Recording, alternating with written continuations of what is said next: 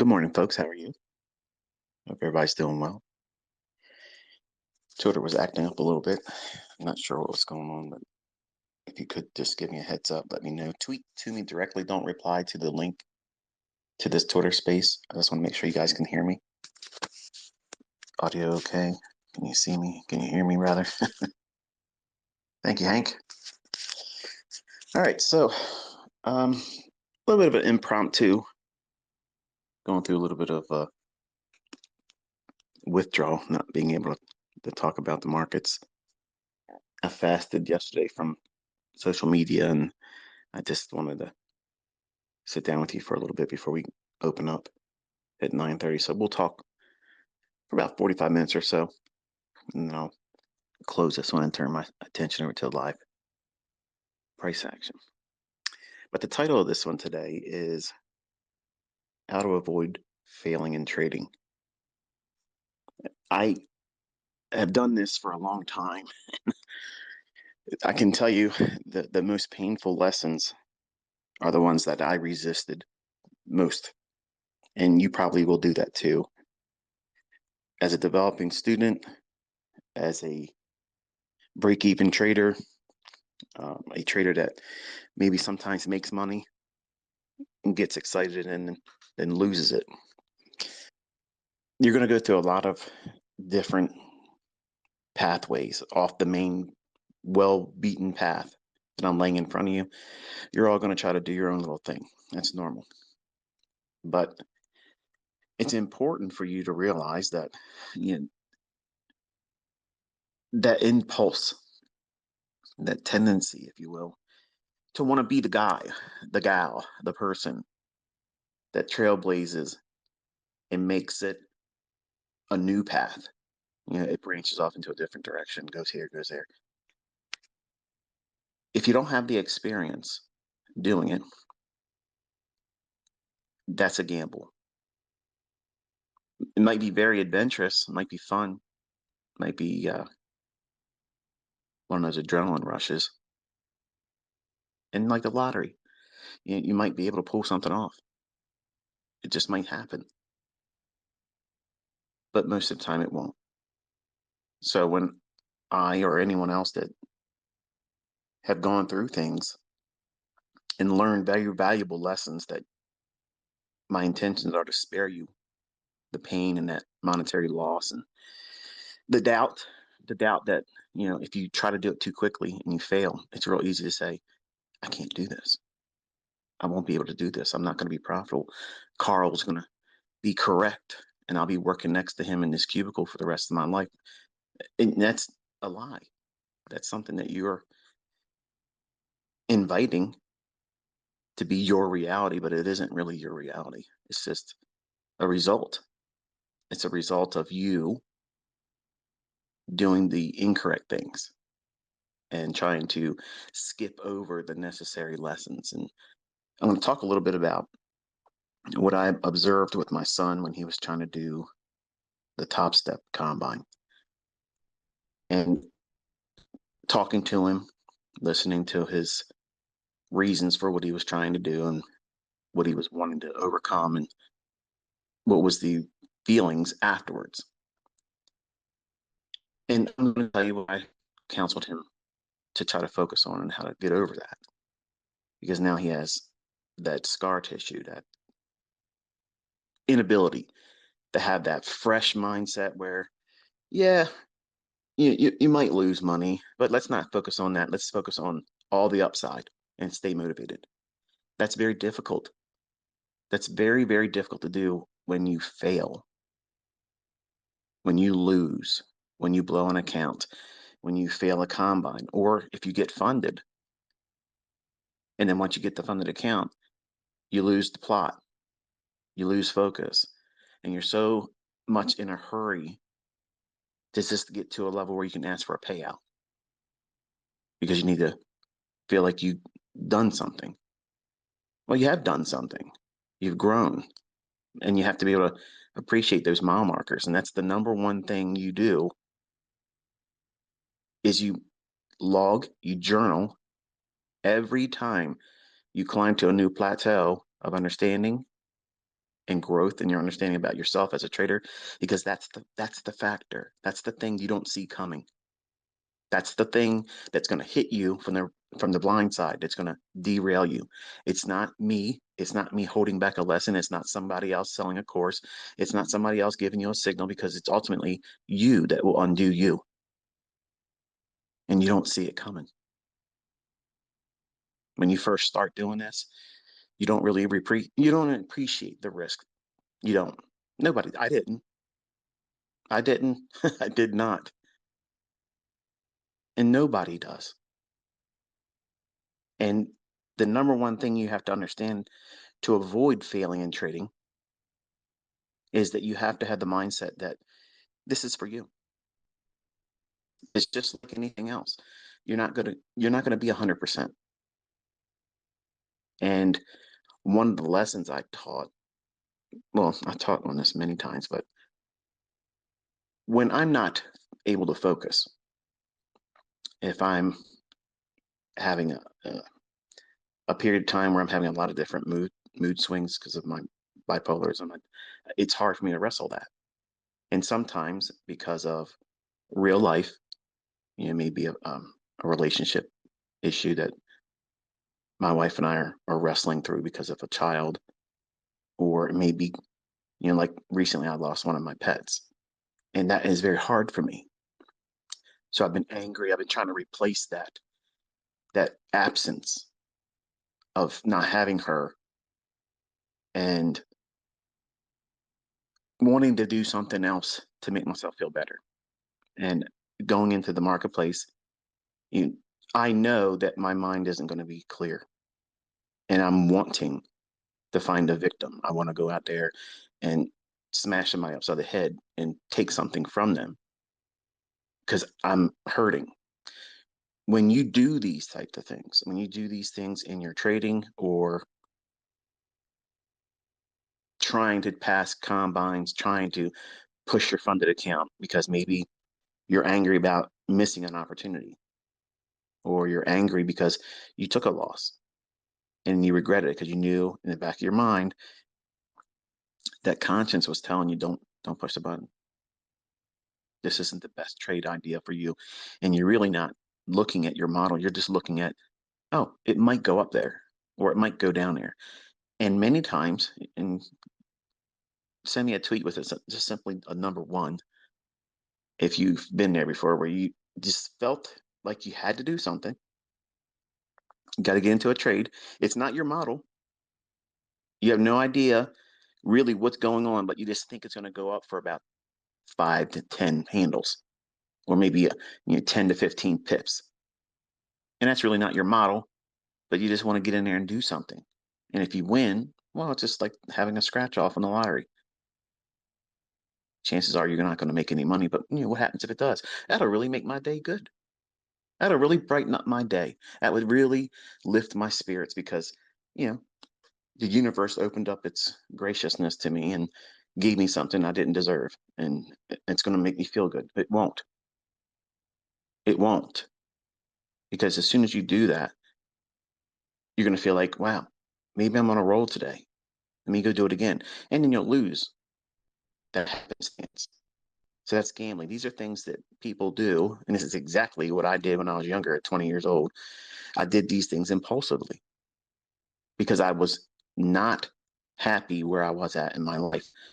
I wanted to get back with my first wife.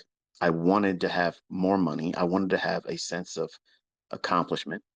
And I didn't want to do the things that I saw the rest of my family doing, which is work the rest of their life for nothing.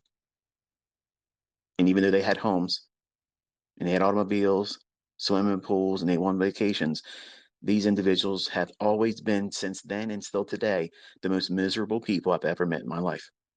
So I didn't want to be like them. The way you avoid failing in trading is not looking at temporary setbacks as definitive failure. That's the problem with why everyone wants to avoid a losing trade, because you classify that as a failure. Well, not really, ICT. You're really making an extreme out of that. No, in your mind, that's exactly how you see a losing trade, a failure. That was a tax on your participation in the marketplace. You can't escape it. The tax man will come for every one of us. And as long as you're profitable, taxes are a nuisance. I could go on a long, a long rant about that topic, but you can't avoid it. And if you spend your entire early part of your career worrying about what happens if you take a loss or losses or go into drawdown, you want to know what that feels like. But in the beginning, you're trying to do everything you can to avoid that when that's the very thing that you need to have to test your mettle. You need to figure out who you are as a trader in that environment because that is the battlefield. That's where it all happens, folks. The people that succeed and keep going and make more money and are consistently profitable over a long period of time. Not, let me just get a payout. Let me just get a payout. Let me get my certificate. Let me get up there on social media and say, I took out $1,000, 10,000, 25,000, whatever it is. Like that's the pinnacle of your career. And that's the visibility you have right now. When you first start, I need to get my first payout. When your whole mindset should be, I need to get myself sorted so that way my entire life is pursuing excellence. I'm not gambling. I'm not trying to go out there and trying to replace a discomfort, a depression. Like I'm physically, I'm depressed right now. And I wrestle with that. So I know if I go into the marketplace and I do what I'm capable of doing many times, which is club price over the head like a caveman and drag it back to my cave. I may not be seeing something, trying to do something impulsively to get a rise out of all of you on social media, and that will temporarily soothe the depression I'm feeling because I lost a loved one. So you have to be very careful what you do and guard your mind because if you go into these charts, they're like ink blots. If you go to see a psychiatrist, I've never been to one, so some of you are thinking, "That's what you need, ICT. You need a good shrink." No, I don't. They're not going to fix me, okay? But an ink blot is left to your own interpretation. There's no right answer. But a psychiatrist will take that information and they will be able to determine how you think. Where does your mind gravitate to? And in these candlestick charts, they're going to present what you are wanting to see. Okay. And that chaos, that randomness is many times the agent that is fooling most of you because you're taking something internally and you're manifesting it in the charts. I'll paint a scenario for you. When I was 20, I would have all these rocky themes in the back of my head, all these Rambo type scenarios where I'm a one-man army against everybody else out there. And that didn't help. It didn't help at all. But it was inspirational in the beginning. It gave me the motivation to get in there and study. And eventually I found out what I was supposed to be doing. But there's no sugarcoating it.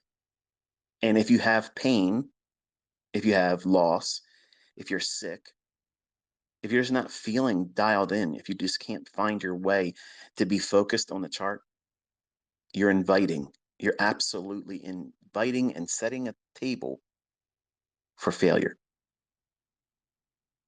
You're inviting it.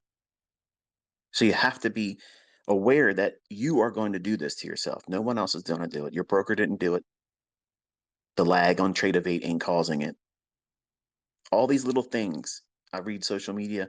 I listen to people in live streams talk about it.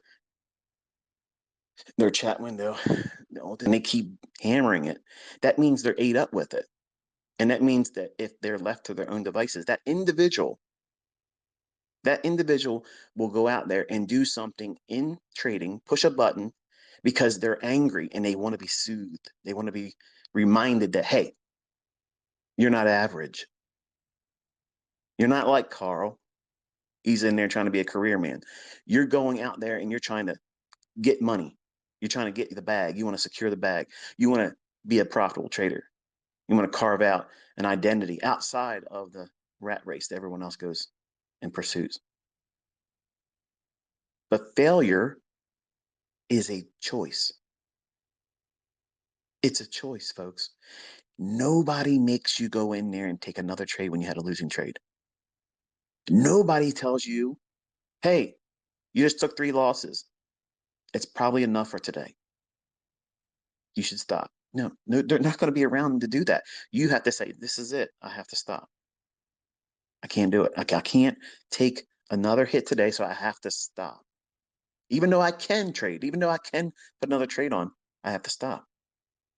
Because what I'm doing, I'm getting more emotional about the results. Whereas my lectures and when I'm teaching and talking to you, the psychological elements, the tug of war aspect of being right and wrong, and both of them are toxic.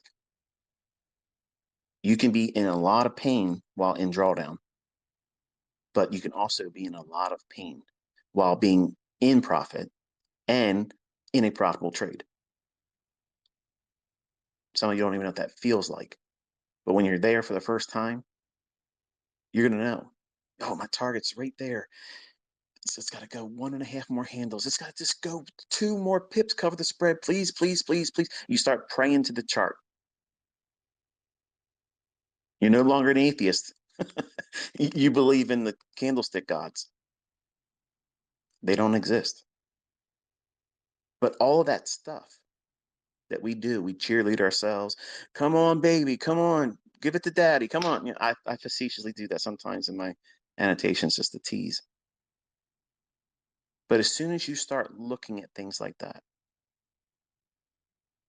you're inviting emotions, and emotions are going to weigh heavily on what you do in the future. How fast are you going to take the next trade? How much time will it take for you to take the next trade?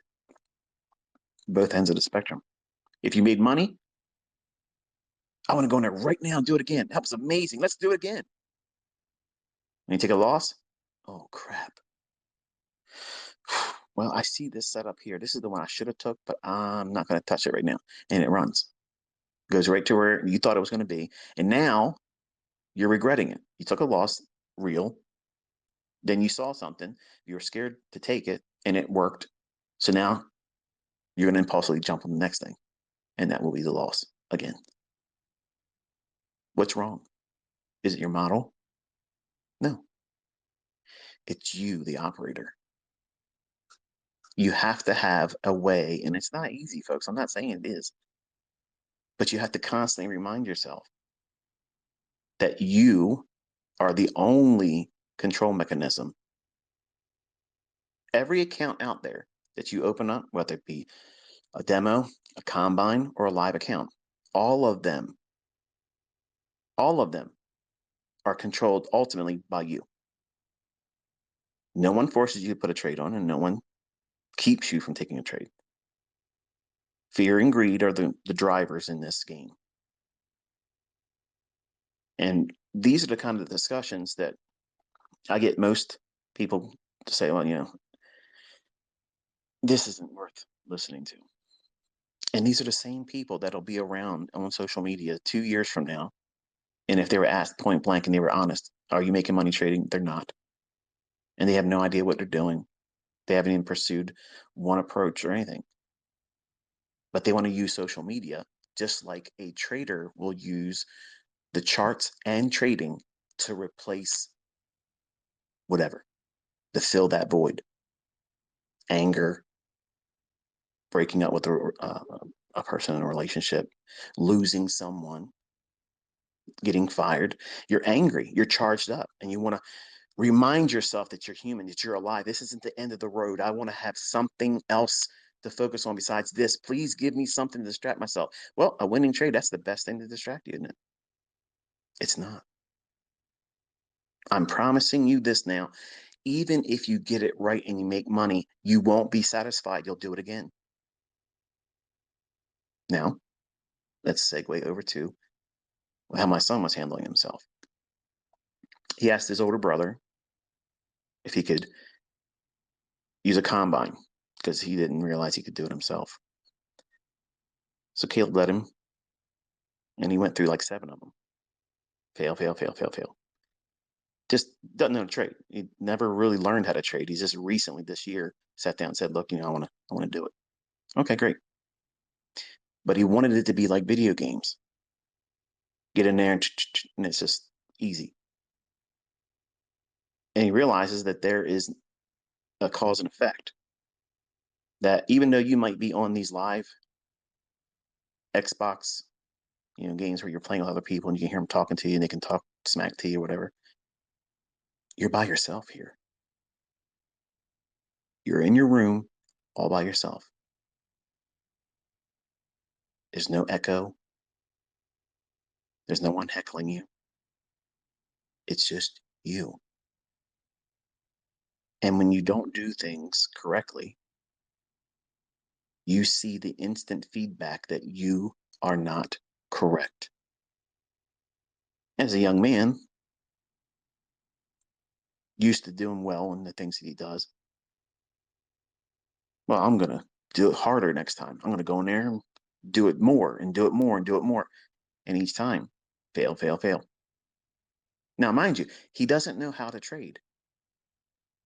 He has no idea what he's doing yet, but he wants to go out there and say, look, I can even do this, Dad. Look at this. It's just like a video game, wanting to prove me wrong. My oldest son tried to do crypto. Didn't work. You can talk yourself into, as a young man, you can talk yourself into thinking you can do a whole lot more than you really can. And again, I go back to, this is the reason why females are better traders. Gentlemen, you're bigger risk takers. And that bigger risk taking aspect that males usually have, because it's all about measuring up. I never look at over leveraged trades and whatever bankroll that comes from that is intermittent success. That to me is absolutely bullshit. That's the equivalent to someone to go out to casinos, pull down the arm of what's it called, a jackpot. I can never remember the name of these damn things. It's equivalent to any of that gambling, and you win. Where's the skill in that? Anybody that would have had an over leveraged trade in that circumstance and they're correct, oh great, that doesn't mean that you're a good trader. Females, and my best student is a woman. This person and everyone like her, they're not out there trying, and you all want to know who she is, and she's not interested in talking to you. She's just living her life, doing what she wants to do, and she's extremely private. But she's never one time said, "Hey, Michael, check this out. Boom, look at that." Never, not one time. I had to ask her. I had to. And I felt uncomfortable asking her, "Can you show me what you've been doing?" And she was modest about it. Like she was apprehensive. I really don't want to, because she thought that me seeing what her results were wasn't going to be enough in my eyes, and it would give her something to be concerned about. And when I saw her results, I was like, "What the hell? That's amazing. That's really good," which was great. But she didn't take that and say, "That's right, Tarzan. Look at me." And they want that. I don't want it. And for the folks that are talking about, yes, I am absolutely stopping in November. I don't need this. I don't like this. All the attention, all the adoration just doesn't feel right for me. I don't like it. So I'm just trying to get through it. And in November, I'm going back to my personal life. But my son wrestled with wanting to be right. He wanted to be able to come back and say, "Dad, I did this, did this, did this, and then I figured it out, and this is what I did. Now I can do it." And his explanations were, I just wanted to get through that part where you get funded. I just want to get through that part fast. And I told him, I said, well, what you were doing, did you understand what you were doing by doing the maximum amount of trading today? Even though they say they will let you do it, that's not good advice. That's like a drug dealer, saying, hey, look, I got some weed for you, but if you really want to go high, got some coke. Hello, to left to their own devices, someone that's really on the edge of just wanting to do the most extreme thing, they're going to do the most extreme thing. And that's not helping that person. Okay. That's not a help. That's not someone out there. That's not a company saying, we want to help you make money. So here, trade 15 contracts. You can only really lose $3,000, but hell, try 15 contracts. We're your friend. We're looking out for you. No, you're not. The statistics will absolutely guarantee that that person is going to do that stuff. They're going to touch the thing they're not supposed to touch. They're going to walk in, like me.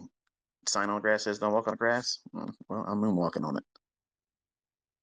That's human nature. It's absolutely human nature. And I understand, what he's trying to do. And it's like, I guess if I would have had my father, or if I had my grandfather, alive at the time when I was, first learning how to do this stuff, he had passed away already, so I didn't have that. And I would have tried to do those same things to try to impress him. But that's the part that just gets you in the door, that gets you to the dance. And I don't think that I would have recognized the trap at the time as a 20-year-old, if I would have been met with initial success in doing those things. I'm glad that I failed. I'm glad. I'm glad that happened to me because I have a personality disorder that would have allowed me to never really learn if I wouldn't have had that first initial shock and pain. It wasn't enough for me to say, oh, I'm never trading again. It just means, okay, this is a whole lot more than I thought it was going to be. I lost 50% of my trade in one night, in one sleep, from one going to bed and one rising up. When that orange juice market opened up, I had lost 50% of that option. The premium I paid for that, I lost it overnight. And while I knew that was immediate, I didn't know what I was doing. I need to pull out, take the loss, and go back and figure out what I did wrong. Learn how to trade. Most of you probably wouldn't have never done that. I'm glad that happened. So the way you avoid failure ultimately, let me define it for you. Failing is you're never doing it again. That means you failed. You're not failing if you go out there and you try and you try to study and you do things and you forward test and you blow your demo account. That's not failing. You're learning so much, but you just don't have a way of measuring it right now. You see it as I'm never learning how to do this. I'm never going to be able to get this. I can't get past this threshold. What's my barrier? Why can't I learn this quicker? That's the thing that you're doing. And here's the amazing thing that you don't realize. Everybody goes through that. I went through it. Dozens of times I quit. Dozens of times. But in reality, in my heart, if you were asking me at the time, because there's nobody there next to me when I was 20 years old, I didn't have a buddy, a study partner to say, hey, look, stay encouraged. My encouragement was getting up and going to work again the next day. And I was like, screw this. I'm going in there. I'm studying more. I'm going to study more. I'm going to study more. So failure is when you ultimately get to the point where you're done. You're never doing this again. You failed then. You absolutely failed. You did. I didn't fail you. The market didn't fail you. Somebody else that's taught you how to trade didn't fail you. You failed you. You did. You stopped. You gave up. You rang the bell. You went home. It's over for you. So that's failure. That was never in the cards for me. Once this bug bit me in 1992, it was over. I'm become a mutant now. And I looked at these charts as a way of getting the hell out of the rat race. And I gave myself a 20-year program. 20 years. It's going to take me 20 years to get where I can no longer have to go to work. That's what I was subscribing to. You'll never hear somebody teach that today. They'll laugh them off of YouTube. They'll never have a following on social media. It would never happen. You got to have 50R or higher, baby, or nobody's going to your shit. Nobody's interested in you unless you're making all kinds of money, showing certificates and payouts and this, that, and the other thing. Or this person talked to you and this person interviewed you. All of that stuff is bullshit. All of it. And I'm proving it in November. I'm at the biggest I've ever been, and it don't fucking matter. I live this stuff. And when you get to be successful and you can do it too, you're going to remember this. Because the people that are still out there leeching on people, give me money, pay me, pay me, pay me, pay me, I'll teach you how to trade. They're fucking broke. Okay? They're broke. And you're going to pay more attention to the opinions of these types of people instead of just simply listen to a guy that's been here before and have taken everybody that you see now publicly. They're out there. They're showing you what they've done. The companies that have been paying them are interviewing them. You have all the proof now that there's no reason for you not to dig your heels in and study.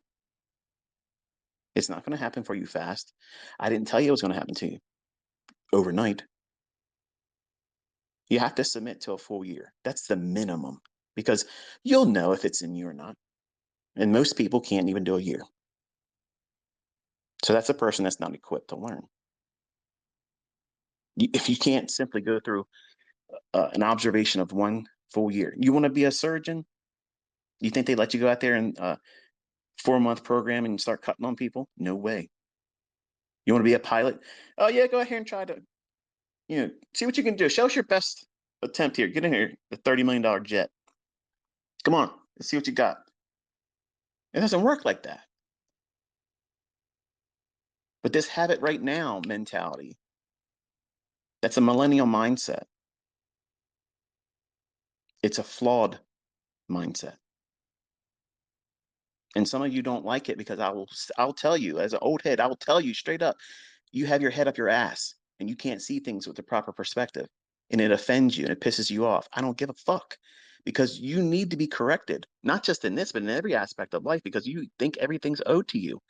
In this business, you're going to work real, real hard for a little bit in the beginning. But that little bit, you can multiply and magnify that exponentially. And you don't even realize that. You don't need much. You don't need much. But you see these people out there that have leased cars, and I don't have a problem with leased cars. But these people out here, they have leases and they rent things and they go on vacation and they pretend that they live there. They don't live there. They pretend they make all this money from the marketplaces. They don't. They get it from teaching. They get it from affiliate programs, all that stuff. And I'm not kicking shit on them for doing it. Everybody needs to make their money. But my point is you're looking at that type of person thinking, I want to be like that. I don't want you to be like that. I want you to be able to go into the marketplace, make your ends meet. And if you want to turn it into whatever you want to do beyond that, go for it. It's about making sure you don't need a paycheck. Not get rich. Look, you can take what I've taught and turn it into whatever amount you want to turn it into. The sky is not the limit. But you cannot, absolutely cannot try to convince yourself that success is only that. That's not true. Because I guarantee you, if you were getting half of your bills each month paid out of your trading, you wouldn't call that a failure. You'd be thinking, I'm successful. Look at this. I'm getting half my ends met, and I don't have to spend the other half of my income on it. Now I've unleashed half of my monthly income. My surplus income has now gone up. That's a success. But it's amazing to hear some of you that reach out to me and say, look, I'm only doing $3,000 a month and I just feel like I should be able to do more.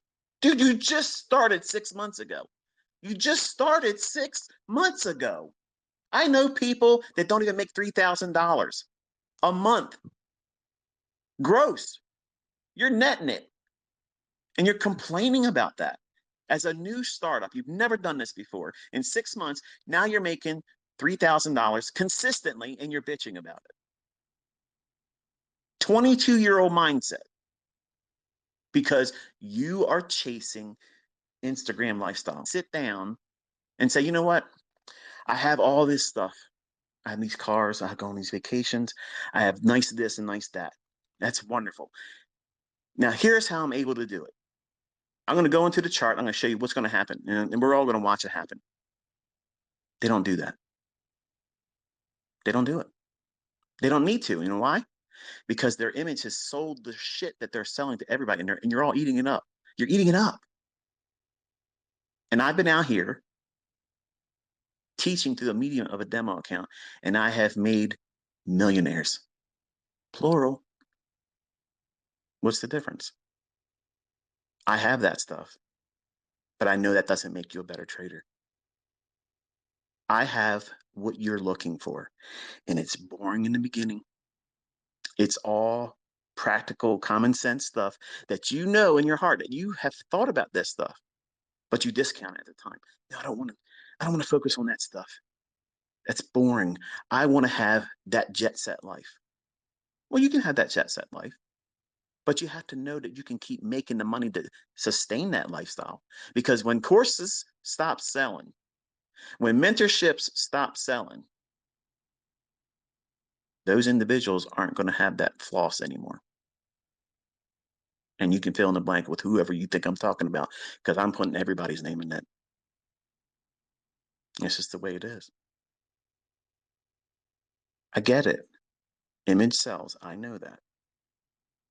But that shouldn't be the reason for you to go out there and try to do something. You should be thinking, I want to be sustained by my trading. I don't want to be a flash in the pan. I don't want to have a one-hit wonder. I want to go into this with the mindset that I'm going to succeed long term. And every decision I make about what I'm trying to study, why I'm studying it, what's the purpose of what it is I'm looking for. And whenever you get to the point where you've learned something from me that you can now be consistent with, unless it's the things like we're talking about right now, stop. Don't dilute it. Get really, really good at what you've been warmed up to. It might be the silver bullet. It might be just, hey, I got some old students that simply like, man, this is really cool what you're bringing out, but I'm still making money on optimal trade entry and I just don't want to change. You know what? That's wisdom. That is wisdom. That's a smart person. That's someone that is educated. And here's the thing. Here's the rub. Here's the thing that you don't understand that they do.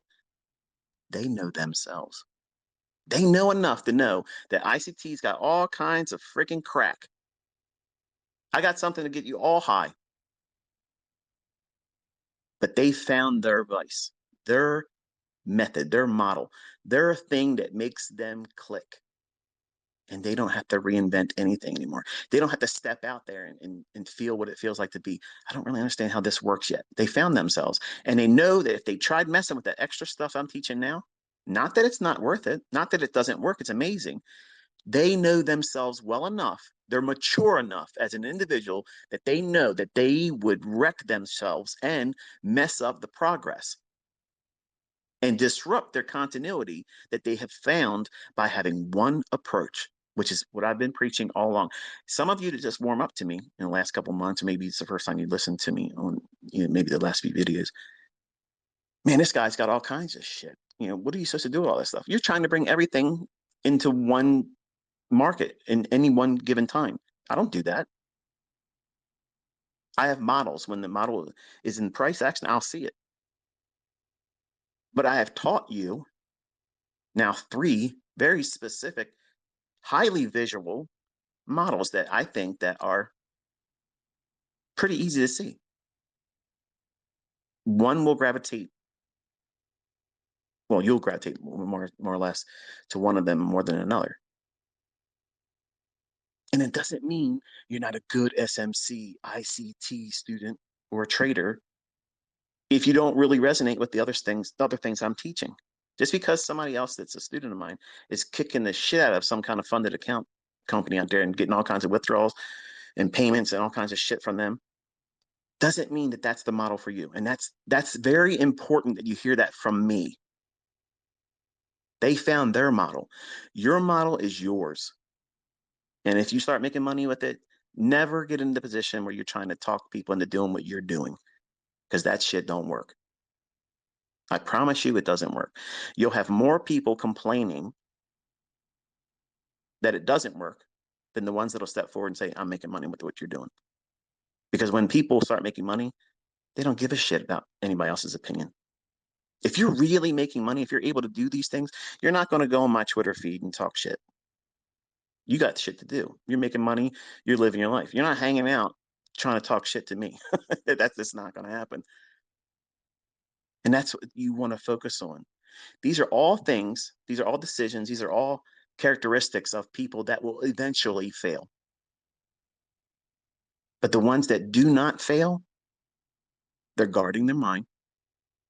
They're looking for that one approach, that one model that suits them perfectly. Now, that doesn't mean no losses. It just means that, okay, when this doesn't work and I have a losing transaction, whether it be in demo or it's a live account, it doesn't change your opinion about the model being effective.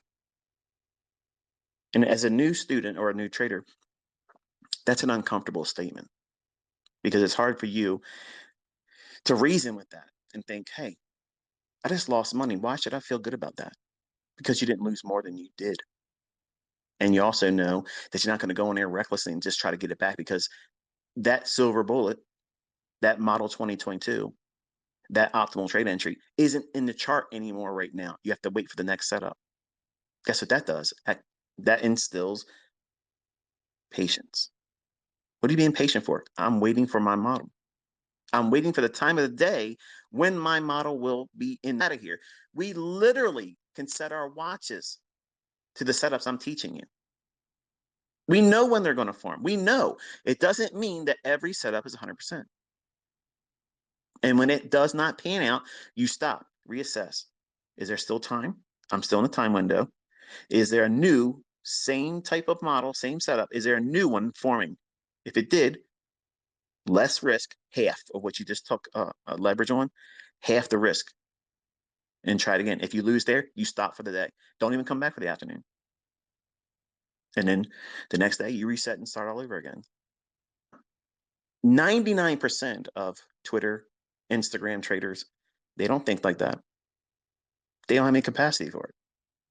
They don't even understand that you can sit down and expect between a certain time window of a beginning and an ending, there will be a trade form between this time and that time. It will absolutely form. My model will be in that 60 minutes. It's absolutely going to be there, and I'm here for it. I'm showing up the work. Here it is. I'm here. I'm not trying to fail. And you're learning how to do that for free.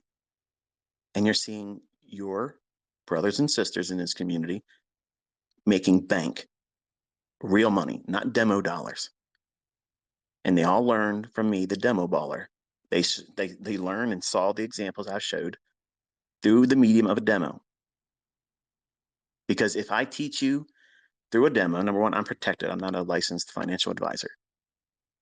And the people that did the math on this and figured out, well, if this stuff works in a demo and I can get good at it consistently with a demo, there might be a day where I wake up and say, let me try it with real money. And you did that on your own.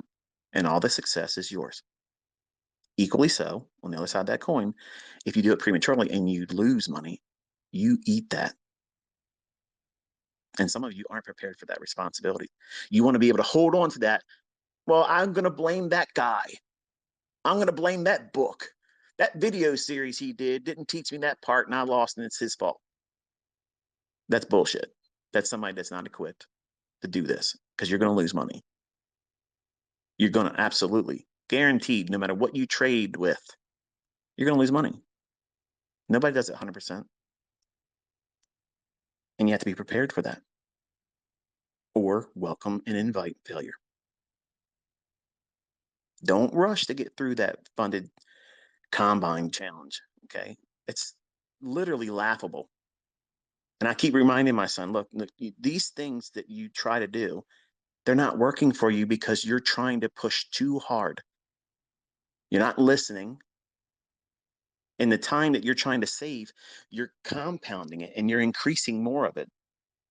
You're making it farther ahead of you and a longer distance to between where you are right now and where you want to be by doing stupid things that I've already told you not to do. But lessons like that sometimes, they have to really hurt. They have to hurt enough to know that this isn't doing it for me. And just because he's my son, and just because Cody, my oldest son, was, birthed from me, does not give them an advantage.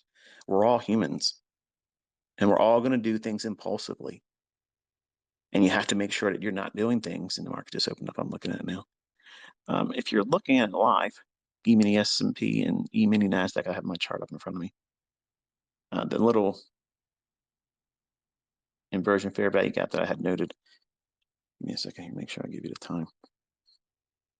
On a 5-minute chart of NQ, it is the 2:15 p.m.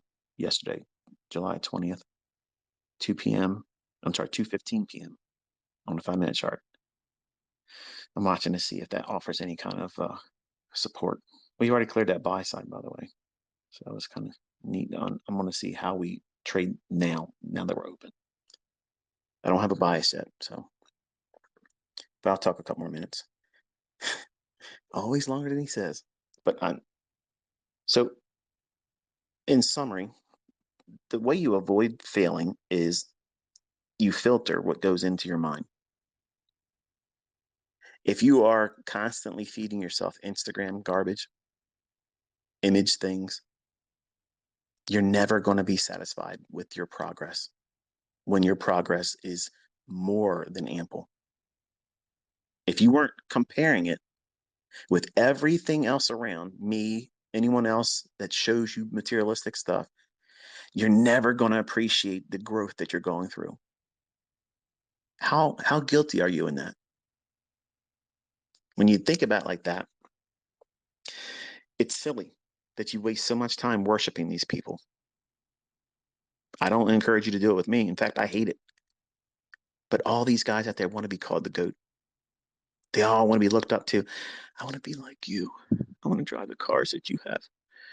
I want to have friends ride around your boat that you don't really have a relationship with. Sorry, Pat, I had to throw that in there. The point is this. You can get caught up in all that kind of stuff. Okay, you can get all caught up in image things, and none of that's going to increase your bottom line.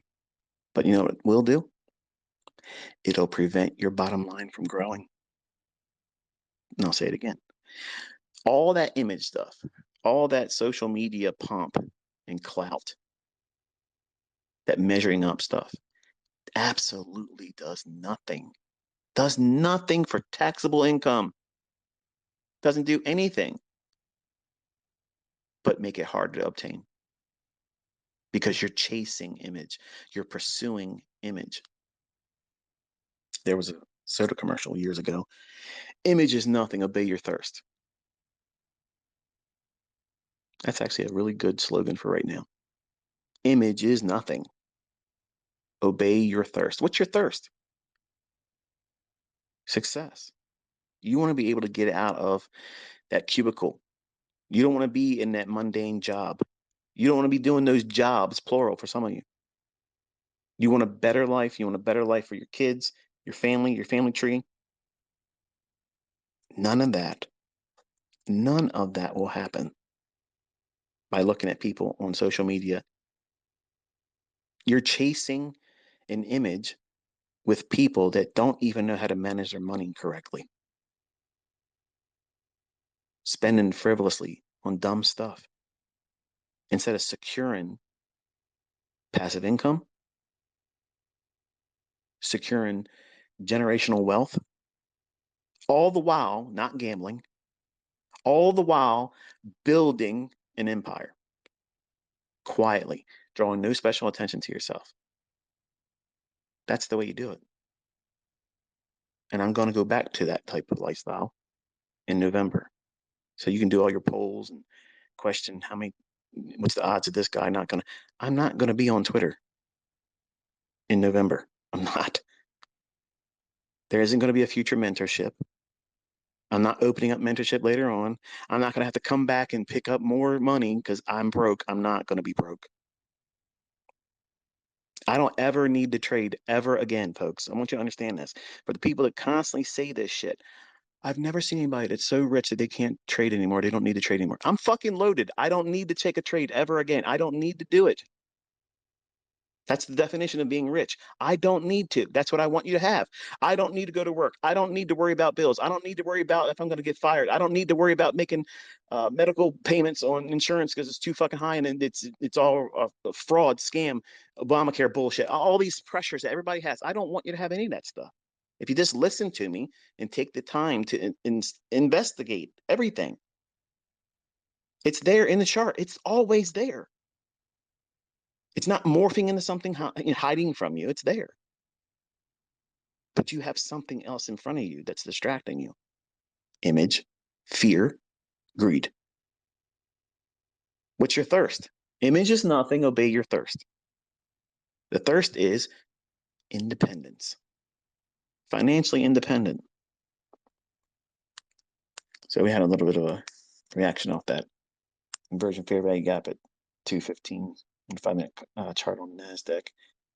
That SIBI, that little blue fair value gap I highlighted on the chart I sent this morning on Twitter. I think that's 12:20 p.m.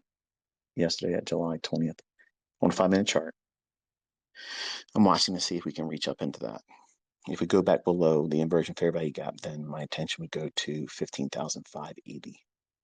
And if we accelerate through that, then I would be interested in the sell side that I mentioned on the chart that I shared. But other than that, still no bias.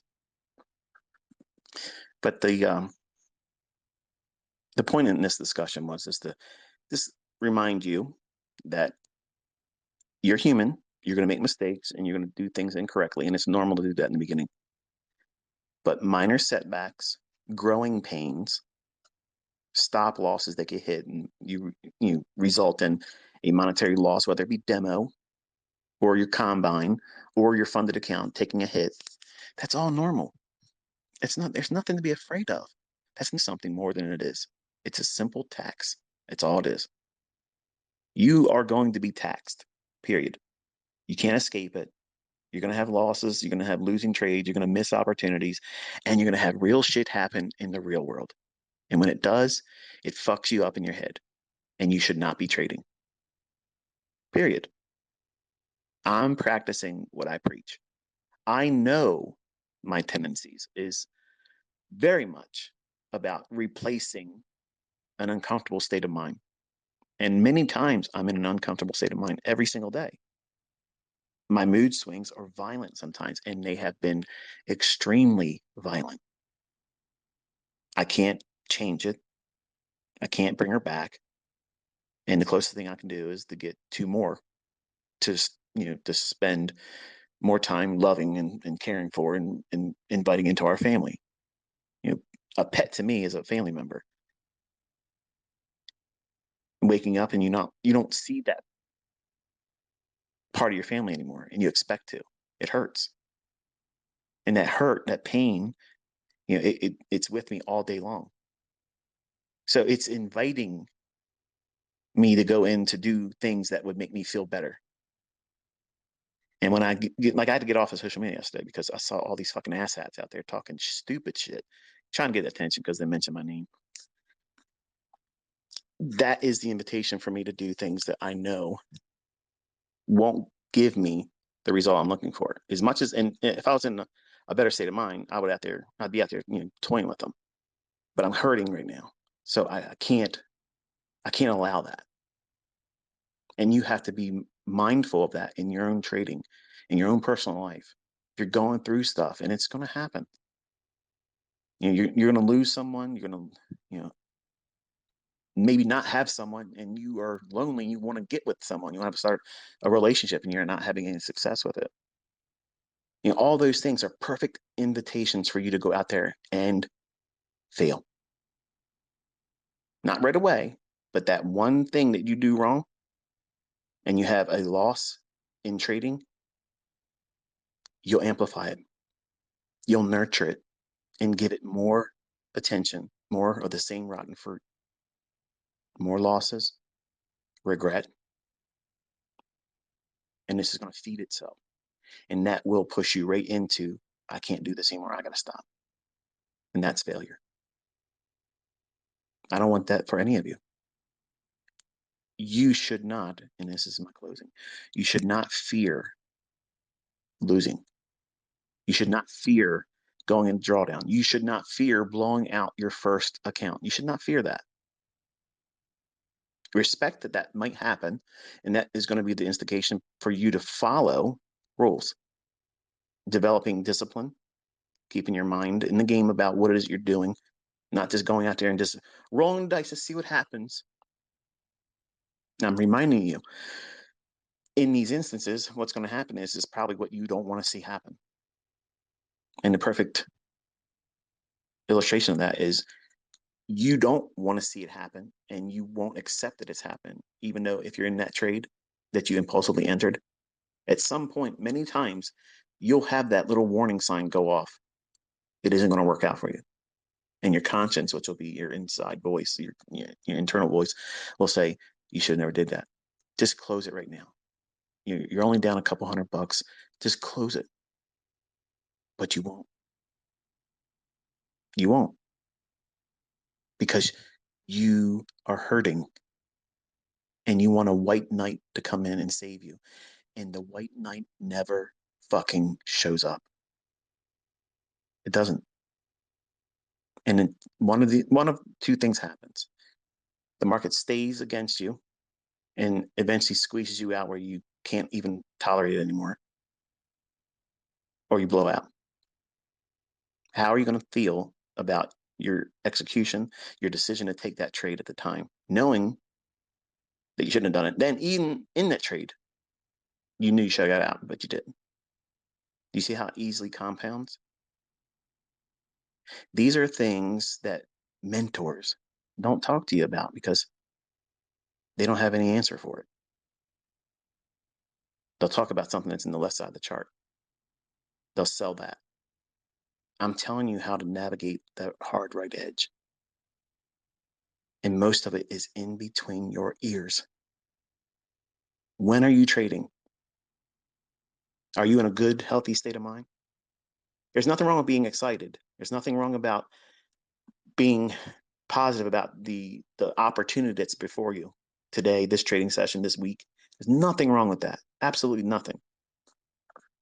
But you should not hop yourself. And adrenaline will come by either stress or excitement. If you have nervous anticipation, excitement, before you start trading, you need to stop. You're not focusing. You're at your peak in terms of emotionalism about what you're about to do. Don't take that trade, especially if it's a live account or if you're at the funded stage. If you have all this nervous excitement about it, immediately go to a demo. And if it wins, you have grown through a period of nervousness and excitement that you cannot trade in that environment. In that state of mind, you should not be trading like that. But if you're wrong, are you going to regret it? No. You're going to reward yourself and say, you know what? That was the smartest shit I've ever done. At the time, I felt like I was going to win that trade. I felt like I was really going to win. I was excited. But because I identified my nervous excitement and I was trembling because I knew I was going to make money. I was going to go in there and make money. I identified that.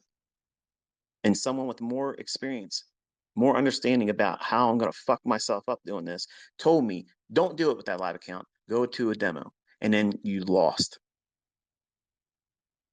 That's a huge milestone. But none of you are opening yourself up for that. You will never give yourself that learning opportunity about yourself and discovery about yourself, because the trader that is who you are or who you're trying to grow into, that's the barrier that you don't see in front of you. You don't see it. But that's the person that's holding you back, and they're formidable. And if you stoke their fires and encourage them to be much more formidable in terms of keeping you from growing, how do you do that? By allowing emotions into your decision making and chasing image.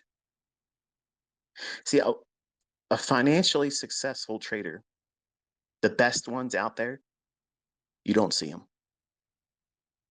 They're not out there showing you what they drive, what they spend, what they dress in. They don't do that. They don't do those things. They're busy living their life, managing themselves. How do you manage yourself? None of you have the right to know what I do on day to day. None of you do. It's never been my goal to ever have that. Because no matter what I show, no matter what I share, I could literally go through the 12 different bank accounts I got, and you'd shit and fall back in it and see what I had. It won't do anything for you. But there'll still be people out there. Oh, he went to an ATM machine and he did a balance inquiry right there. It came right out of the ATM. Oh, it was photoshopped. I mean, I'm not gonna entertain these fucking asshats. And you shouldn't do it either. You're never gonna live up to everybody's expectations. So why even start it there? What is your thirst? What is the thing that keeps you going? Why do you want to keep doing this? You want to do something specific. Whatever that is, that needs to be right in front of you every single day. I am learning how to do this so that way I can pay for my college tuition. I can go to this specific Ivy League college and pursue my educational desires. I can quit my job and replace this annual salary at that job with my trading. Notice there's no deadline. That's the other thing that invites failure. You're trying to time your success. You can't. Nobody can time your success. You have no idea that one moment, that one epiphany, where the veil lifts and you finally figure out who the fuck you are, and all the things that you've been holding on to that you think are security blankets and things that are protecting you. When you finally put that stuff down, you realize that's the things that's been holding you back. Those scary thoughts. What if it does? What if it doesn't?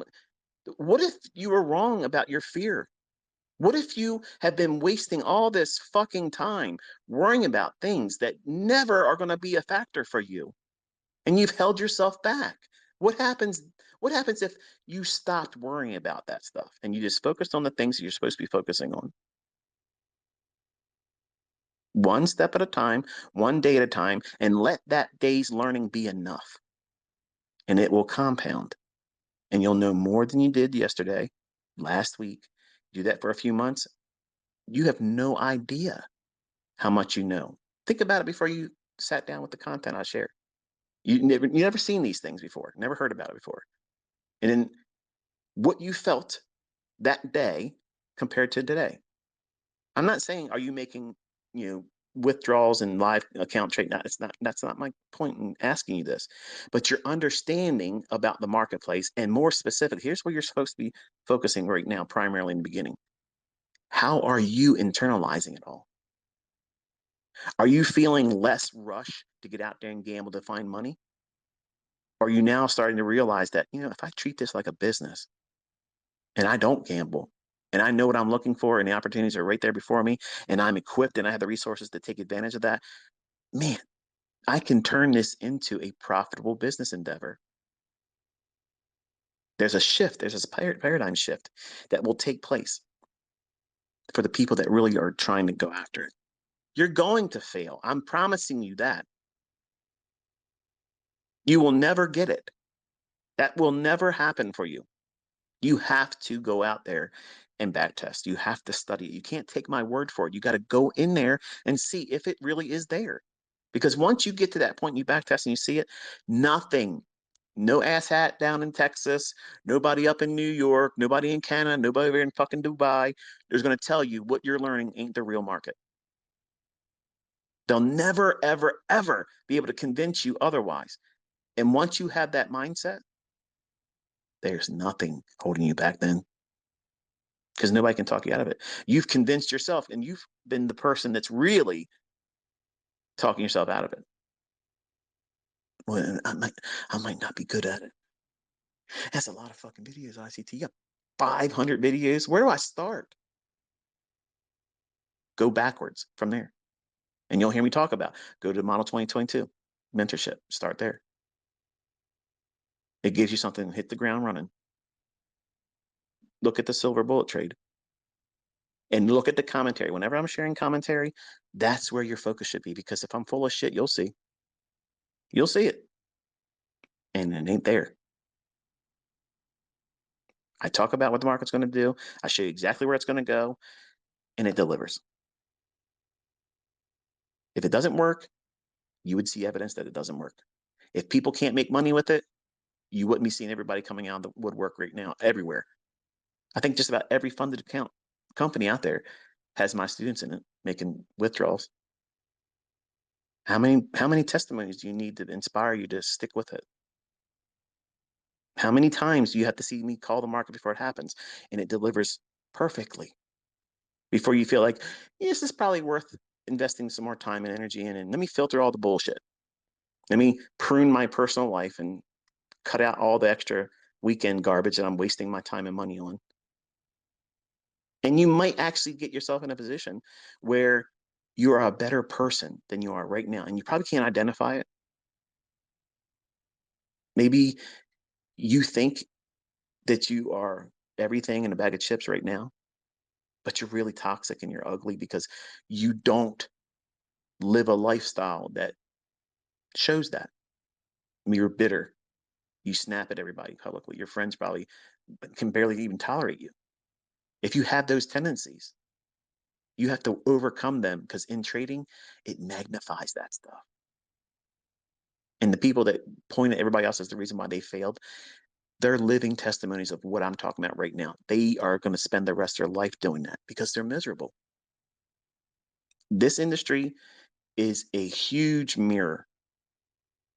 And you look at that mirror and you try to see what you want to see, and you ignore what it's trying to show you about yourself.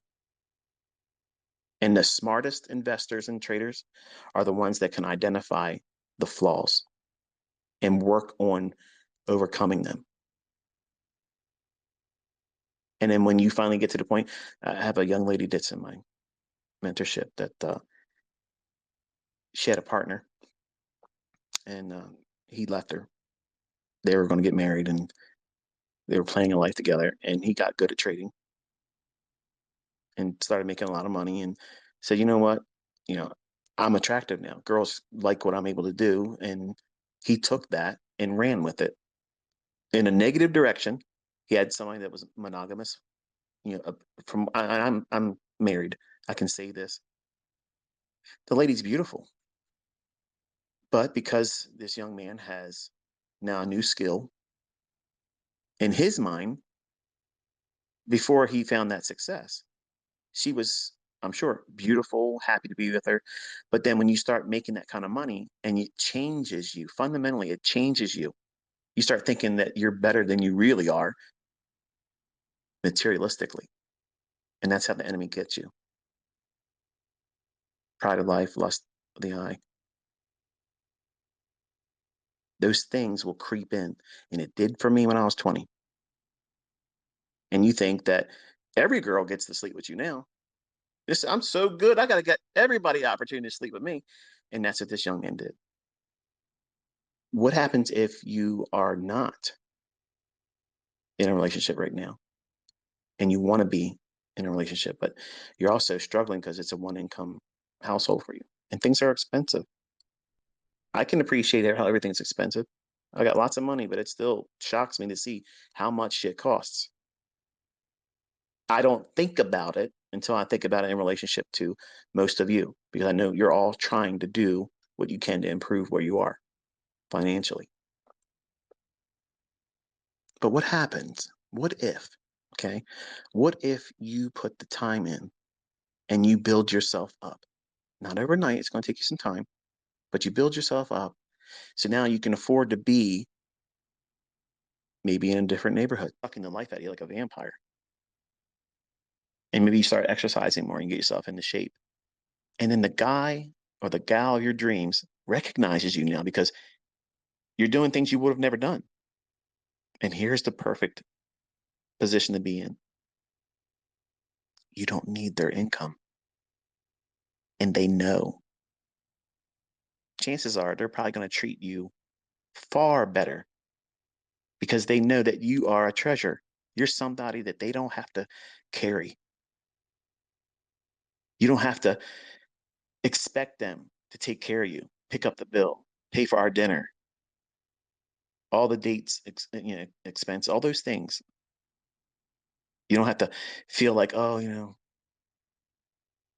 I got to take care of this person. Every time we go out, I got to pay the bill. And gentlemen, that's how it's supposed to be.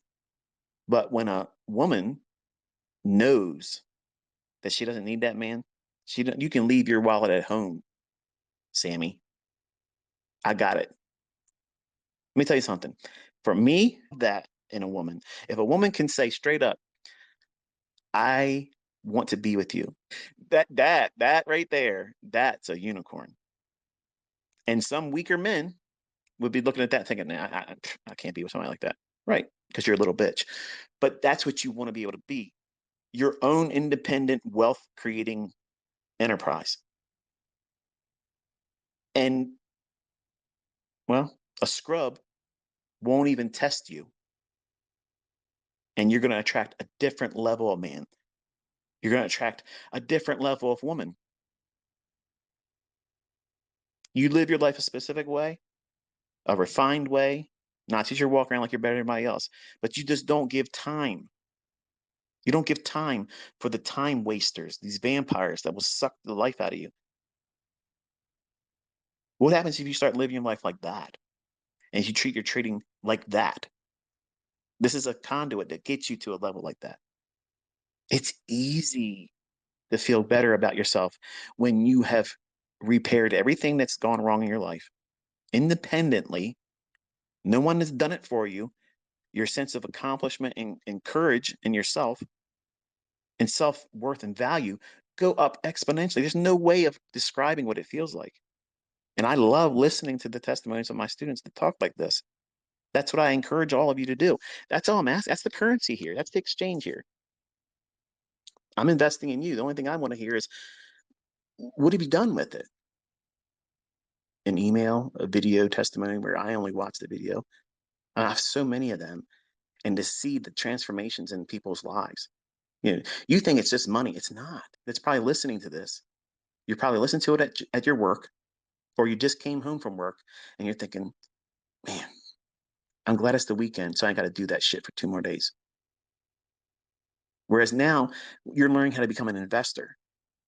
And while you will love to be able to play on the weekend because you can afford to do a lot more things and your mind won't be racing all the time, worrying about stresses of the world and your career and all that, you'll look forward to Mondays where most people hate it. They hate it. I got to go back to that sweatshop. I got to go back to that fucking slave driver. Carl's going to be there again. That whole thing is just toxic. And I know they make money, they make really good money, and they say, "Oh, I love my job." Let me tell you something, okay? Given the opportunity to make 5 times your salary of the job that you love, and you ain't got to leave your fucking bed to do it, okay? Trust me, you're not going to go to that job. You're not going to go to the job, so save it. I understand that sense of, well, let's be honest. I don't give a fuck. I ain't got time to waste on that. I think it's bullshit. You're just trying to convince yourself that that's the way you go through life right now. No matter how much money you make, how successful you are, everybody given the opportunity to do better than they're doing at their job and not have to be there to do it, they're going to jump on that immediately. If they know that the same skill set that put them in that career, if they just did the things correctly here in this, your upside is unlimited. The upside is absolutely not capped by any salary ceilings. Every job has a salary ceiling. Every job has a salary ceiling in it. It's capped. Where's the limit in what you can earn in trading? I don't know. What is it? What is it for you? Because some of you, you have a number that you think can't be hit. Who says that? You did. You don't set the rules. You don't set the limitations on how much you or anyone else can make. But we waste our time thinking about these types of things and these what if scenarios and these stupid time wasting concerns. If you would have took that same amount of time that you did all those silly things or watched people that were really not investing in you, they're just showing off. If you would have took that time and invested in yourself and your understanding about what it is that you're trying to discover as a trader for you, what is it that you're looking for? Why are you trying to do it? Looking at the 1:30 a.m. lows on NASDAQ. That's it. That's sell side. I think we'll get it. I think we'll get the 15,580. And if we can accelerate through that, then I'll probably want to dig into that 547 on NASDAQ. I'm just looking at one chart though. So it's a 5-minute chart. I don't have anything else in front of me.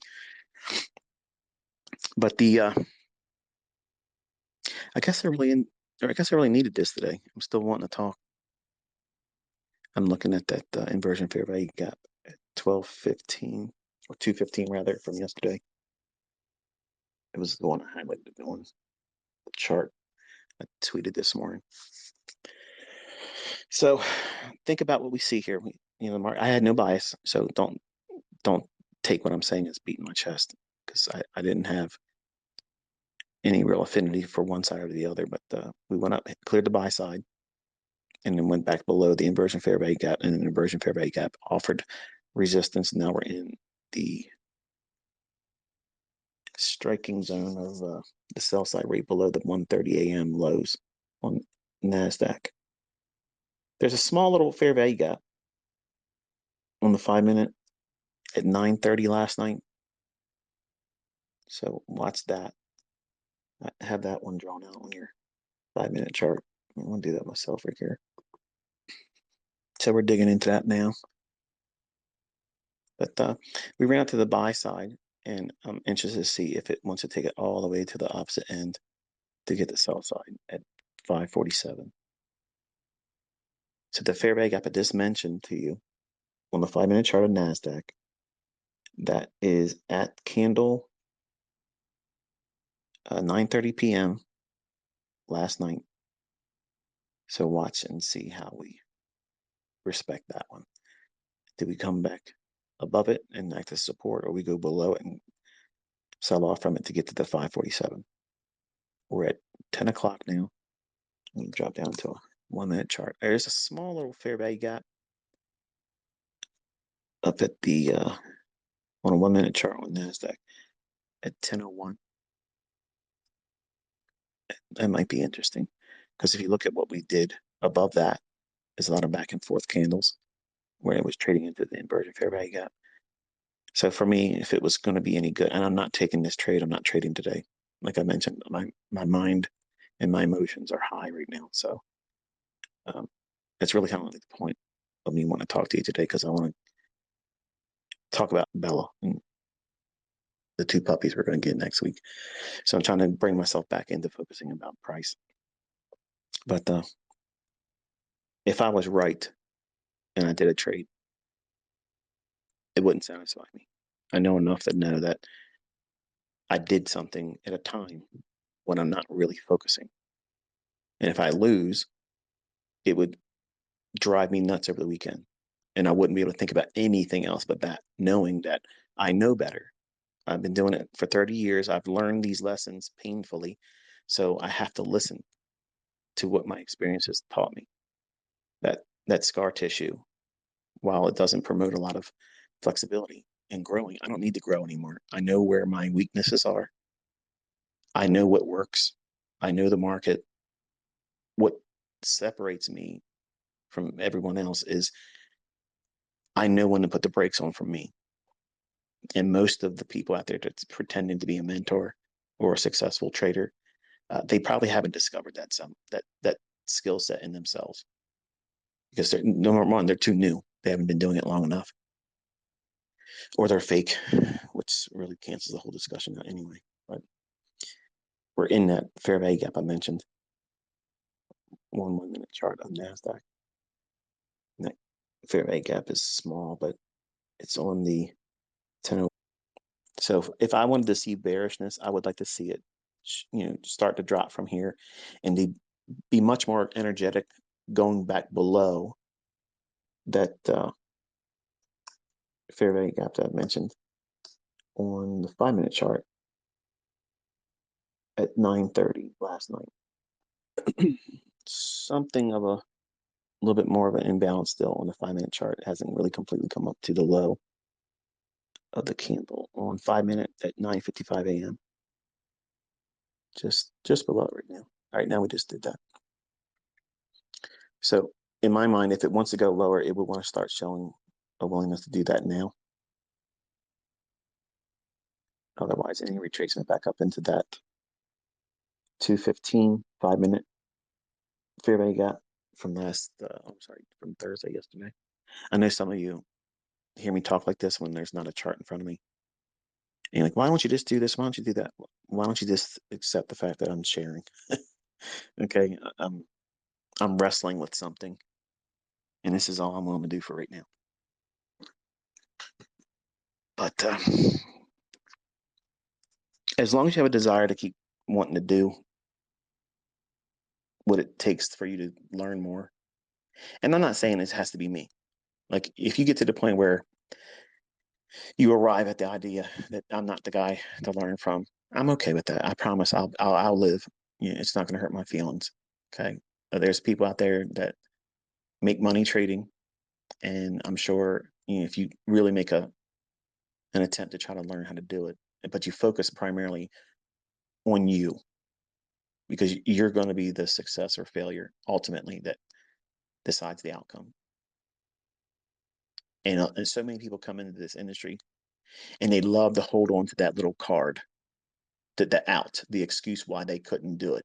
It's the person I learned from. It's the this, it's the that. When in fact, as long as you know how to manage risk properly, don't risk too much per trade.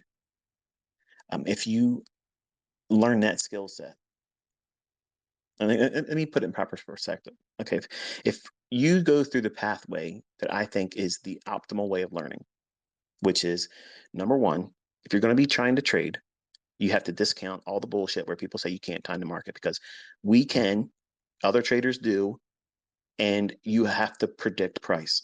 You're not reacting to price, you're predicting it. So anything apart from those central tenets is bullshit. As long as you don't waste any time outside of those pillars of thought about trading, if you're an opponent to anything I just said there, you're fucking doomed. Okay, you're not gonna be good at this, and you're gonna be a one-hit wonder, and you're never gonna have long-term consistency. I guarantee you that will be the outcome. But assuming that you can align your mentality with that, the first goal is for you to identify where the market's going to draw to. If you can determine where the market is most likely, not all the time, most likely where it's going to reach for, that's the largest portion of the battle. Like that's the thing. That's the thing that makes this so impossible for the new students or a new trader, because you're looking at whatever time frame you're looking at, and you're trying to find a pattern or an indicator indicating something, instead of understanding where price is trying to travel to. It's trying to go up or it's trying to go down. And if you can get that correct more times than not, what have you done? You have arrived at a bias. And here's the thing that you need to understand. There may be times where that bias is not obvious. What do you do in those circumstances? Nothing. You wait. You simply wait. What are you waiting for? For the period of time when it is obvious to you what it's trying to reach for. And as soon as you identify it and you know what it's likely to draw for, higher or lower, a specific level, not a zone, then you determine where you're at right now. Is it time that we expect volatility to increase? Are we in a specific time of day that is conducive for a sustained price run? Or are we in Asia where it's likely to sit around and do nothing? But ICT, I got 6 examples right here where Asia, I know that. But predominantly, you know that between 9:30 and 11 o'clock, there's a strong tendency for the market to want to do what? Move. And then have a retracement during the lunch hour.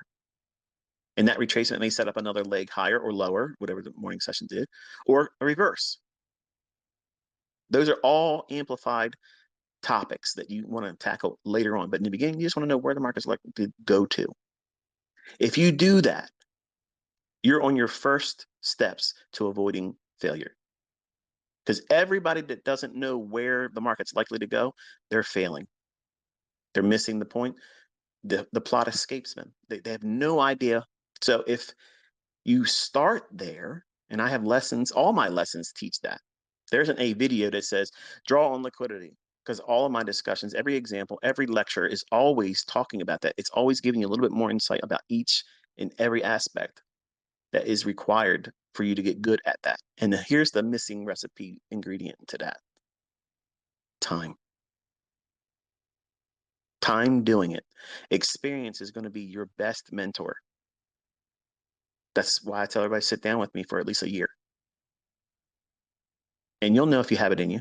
But you're going to learn a whole lot of things that I can't sit down and say, you're going to learn this, you're going to learn that. You'll know what resonated with you. But if you understand that skill set and you get good at where the market's likely to go to, the next thing you need to understand is risk management. But ICT, I need an entry. No, you don't. Because you literally can buy or sell any fucking wares. Don't think so? Test me out in August. August is the shittiest month of the summer.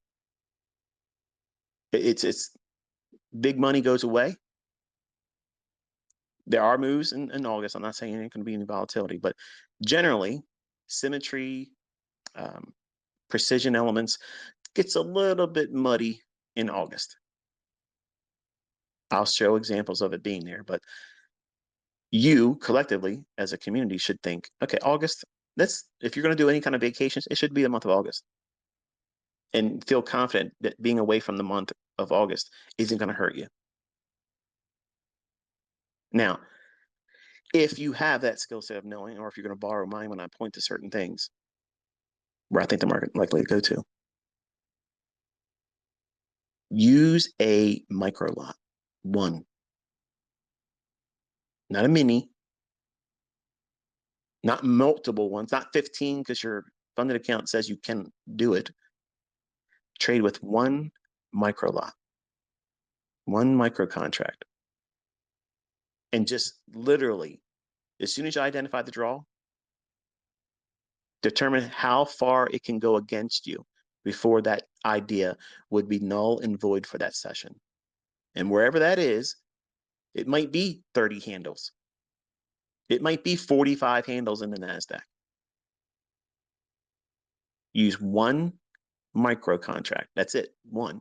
And get in there and trade with it right there in a demo, not with your live account, and put the stop loss at where you think it would fail in that idea. And you put a limit order at the draw. You're going to find huge consistency doing that. But I'm not making a lot of money. Right. Because in the beginning, it's not about making money. It's about you conquering your fear about doing it wrong. But you want to be right. And you want to make the most that you can make when you're right. But you don't want to lose anything.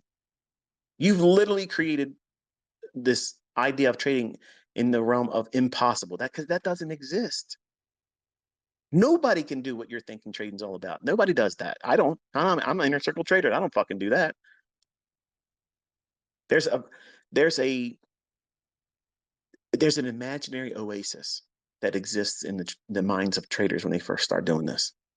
They think that there is some way out there that they can always go in and get the biggest winning portion of the trade and always have the smallest, tiniest little bit of risk and be 98% profitable. No, no. You want someone to tell you? I will.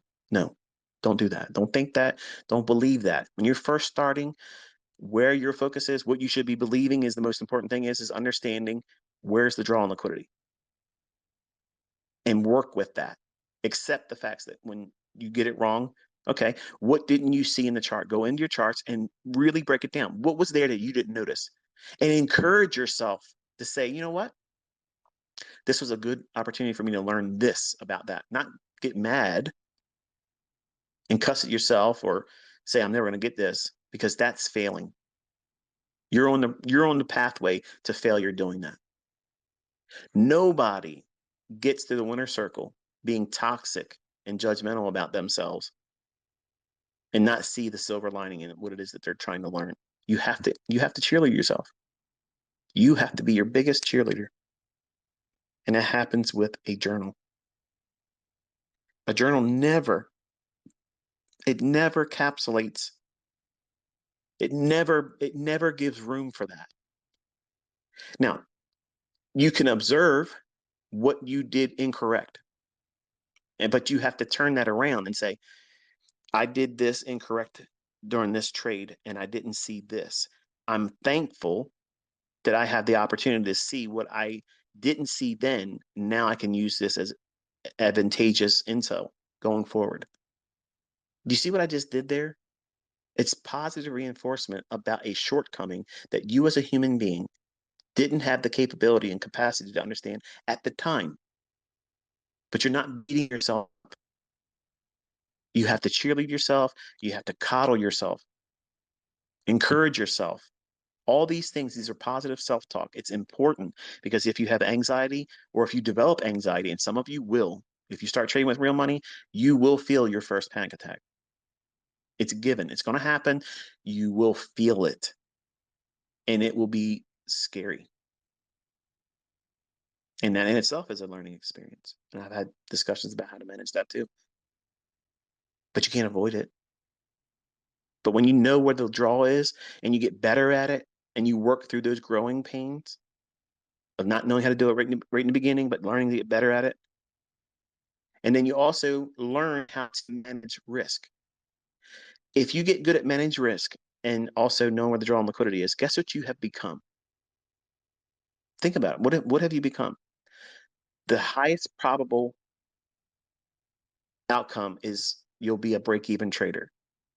And that's a goal. When you first start, you want to get to that point because most people can't even maintain break-even. What does that mean, ICT? Like, what are you trying to get at here? In the beginning, everybody wants to go out there and start making money right away, but that doesn't work like that. Even with me training you, that's not going to happen. You're going to have periods of where you do well, and then one or two things happen, and you go into a tailspin, and either your skill set or your lack of control just goes into drawdown, and whatever you made, you give back, and you go right back to break even.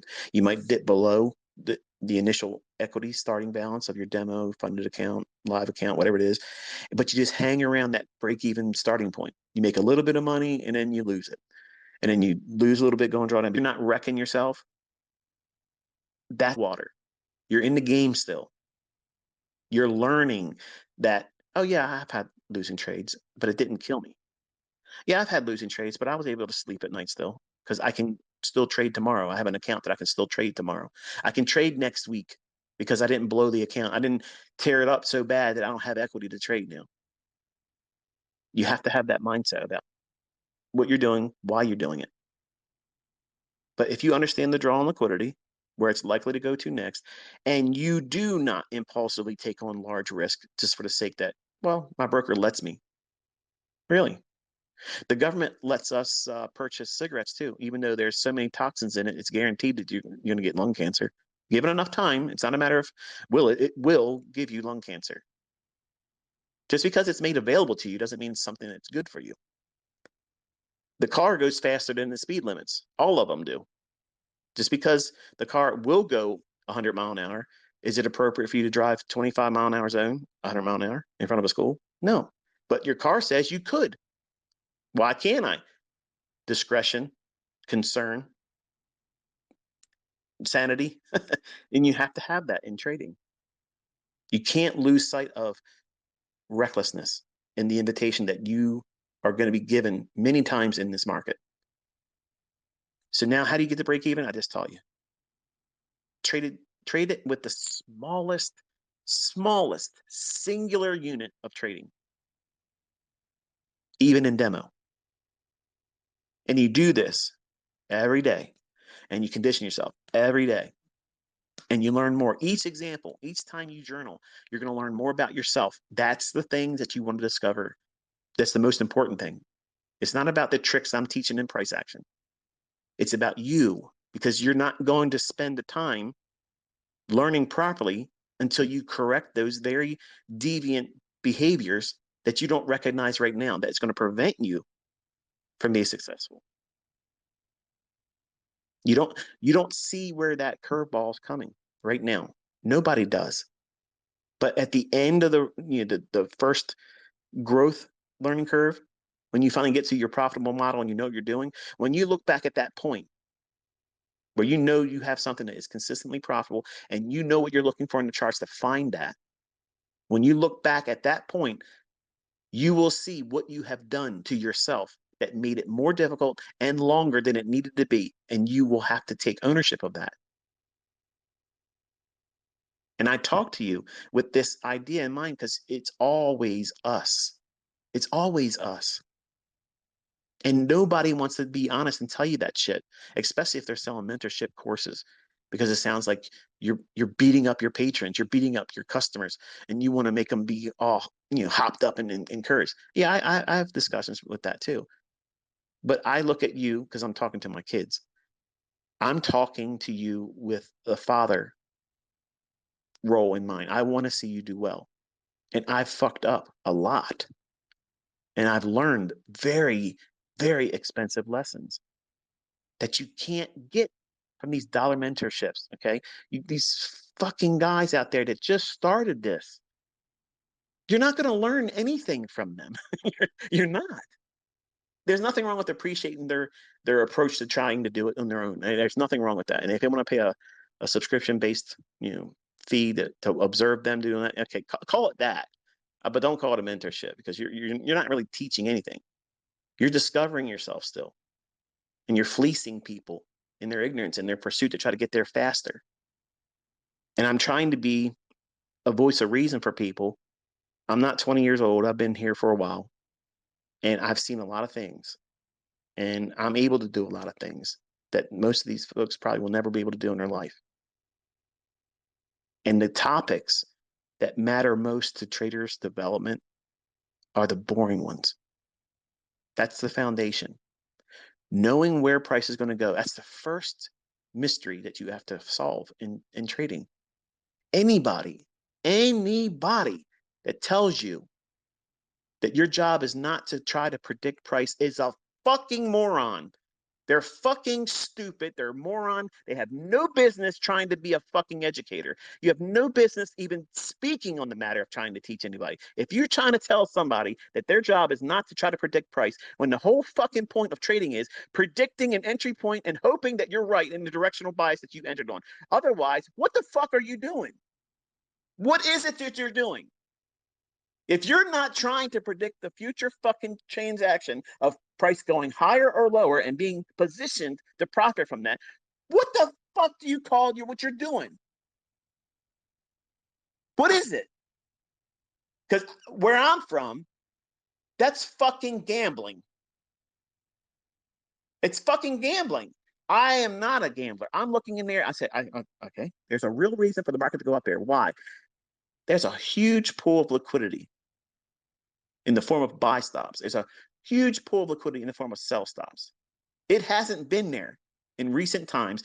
And we have seen the other side of that liquidity matrix tapped multiple times. And it's not showing a willingness to want to go in that direction anymore. So what's it going to do? It's going to revert back to the opposing side of liquidity.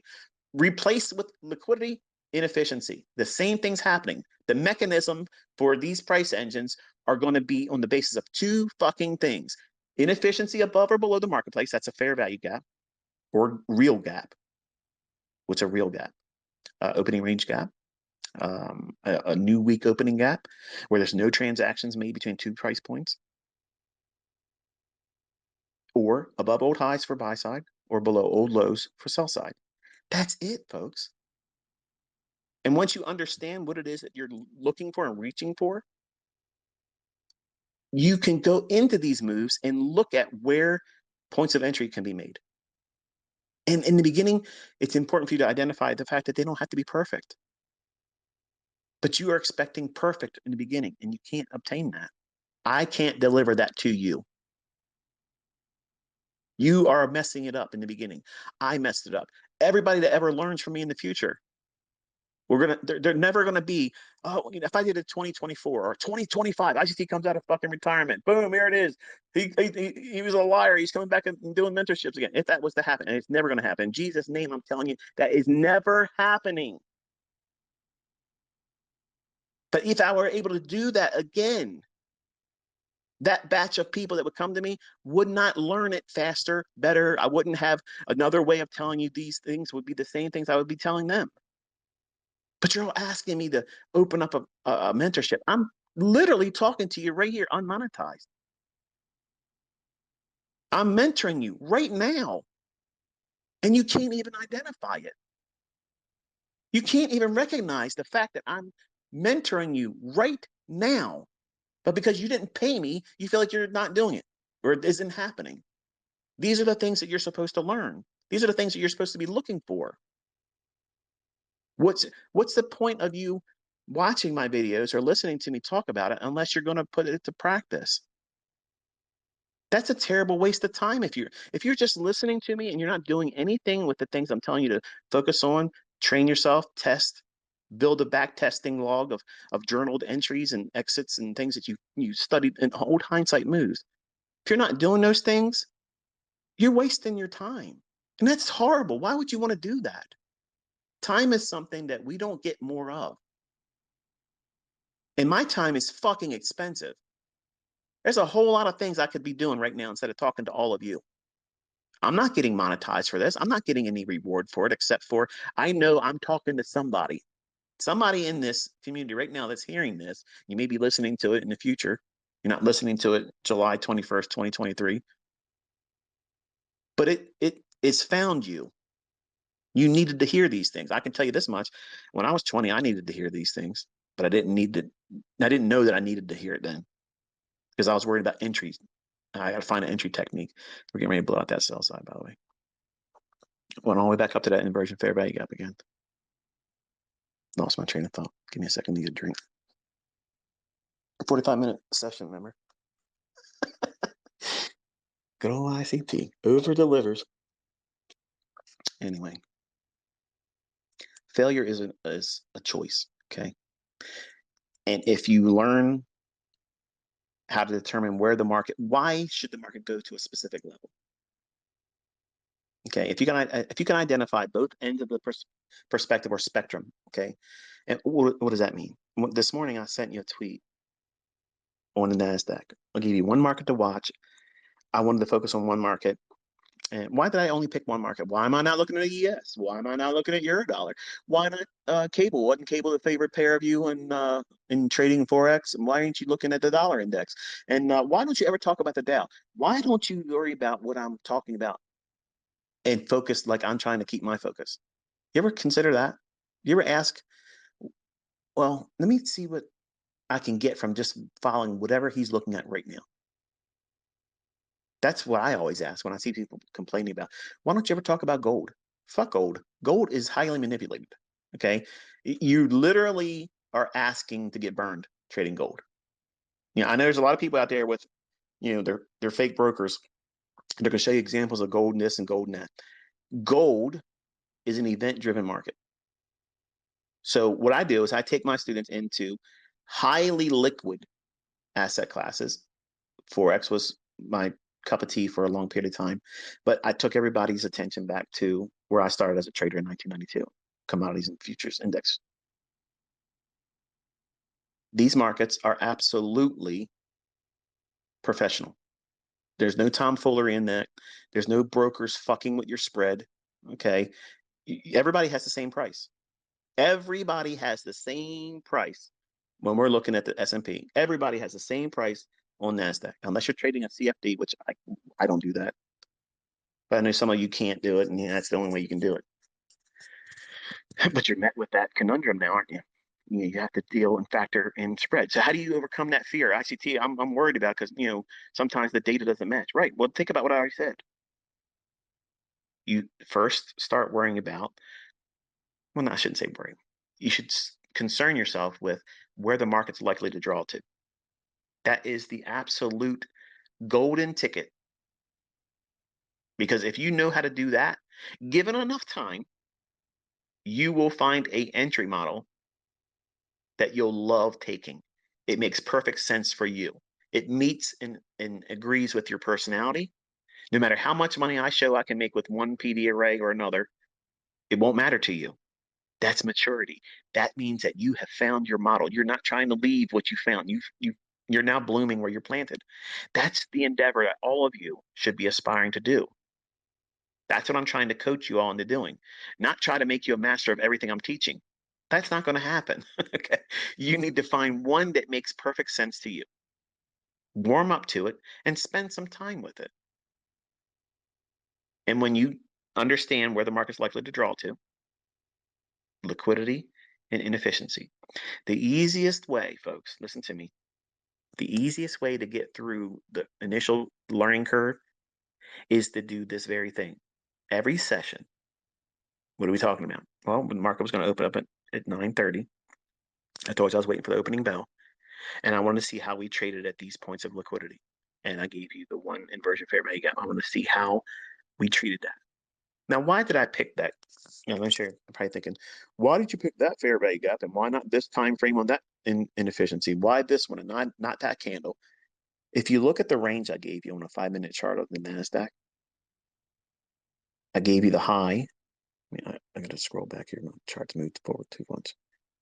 I gave you the high on NASDAQ 5-minute chart at 1:30 Thursday, July 20th, 2023. The 1:30 p.m. New York local time, I noted that high and the high to the left of it on the 5-minute chart at 12:50 p.m. So for the symbol on the trading view, it's NQU2023. 5-minute time frame. I put a horizontal line on the 12:50 p.m. from yesterday, Thursday, July 20th, and laid it on top of the relative equal high, which is at 1:30, Thursday, July 20th, all on a 5-minute basis. Then I highlighted the fair value gap above it on the 12:20 5-minute candle in NASDAQ. That's what that little blue shaded area was. And I gave you the liquidity in the form of buy side at 15,714 3/4. And I highlighted the sell side liquidity at 15,547 even. Now, between the low on the 5-minute chart at 325 yesterday, where I have the sell side liquidity annotated, and I'm talking about a chart I tweeted, and then the high of 11:35 a.m. yesterday. So I'm showing you a specific range, and I showed the buy side liquidity inside that range. Now, think about what I said in the tweet. I said I have no bias right now. That means, can I trade? Can you trade without a bias? Absolutely. Absolutely. You can trade all these small little minor fluctuations inside that range between the 11:35 high in NASDAQ of yesterday to the low of NASDAQ at 3:25 p.m. That range, if you divide that in quadrants, that's grading a price swing. Okay, I have a lesson on that on my YouTube channel. In terms of premium and discount, if you put your fib on that high to that low, I highlighted inside the range from the low at 325 back up to the high at 11:35, and this is all on a 5-minute chart. I showed you the internal range buy side liquidity at 15,714 and 3/4. What I'm saying, or what I'm drawing your attention to, is I didn't expect, because with no bias, I'm not saying that I think that we're going to go back above 15,800 at the time I tweeted that. And I wasn't certain if they wanted to take us below sell side liquidity yet. So I wanted to see how we traded going into the 9:30 opening bell. But I shared with you the imbalance inside of that range that has my attention. It's that inversion fair value gap. It's like a, I don't know what you would call that color. Give me all of your opinion about what that color is. The fair value gap that I highlighted on the 5-minute chart. My wife's told me so many times I'm colorblind. Maybe I am. I don't know. But the candle was 2:15 p.m. Thursday, July 20th, 2023. On the chart that I tweeted, I always call it like an orange, but every time I say it out loud, orange, and I see it, I don't think that's a good. I don't think it's a good description of what hue that is. But what color would you call that?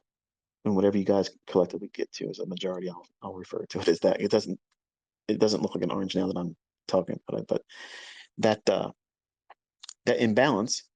Notice that it's been utilized multiple times here.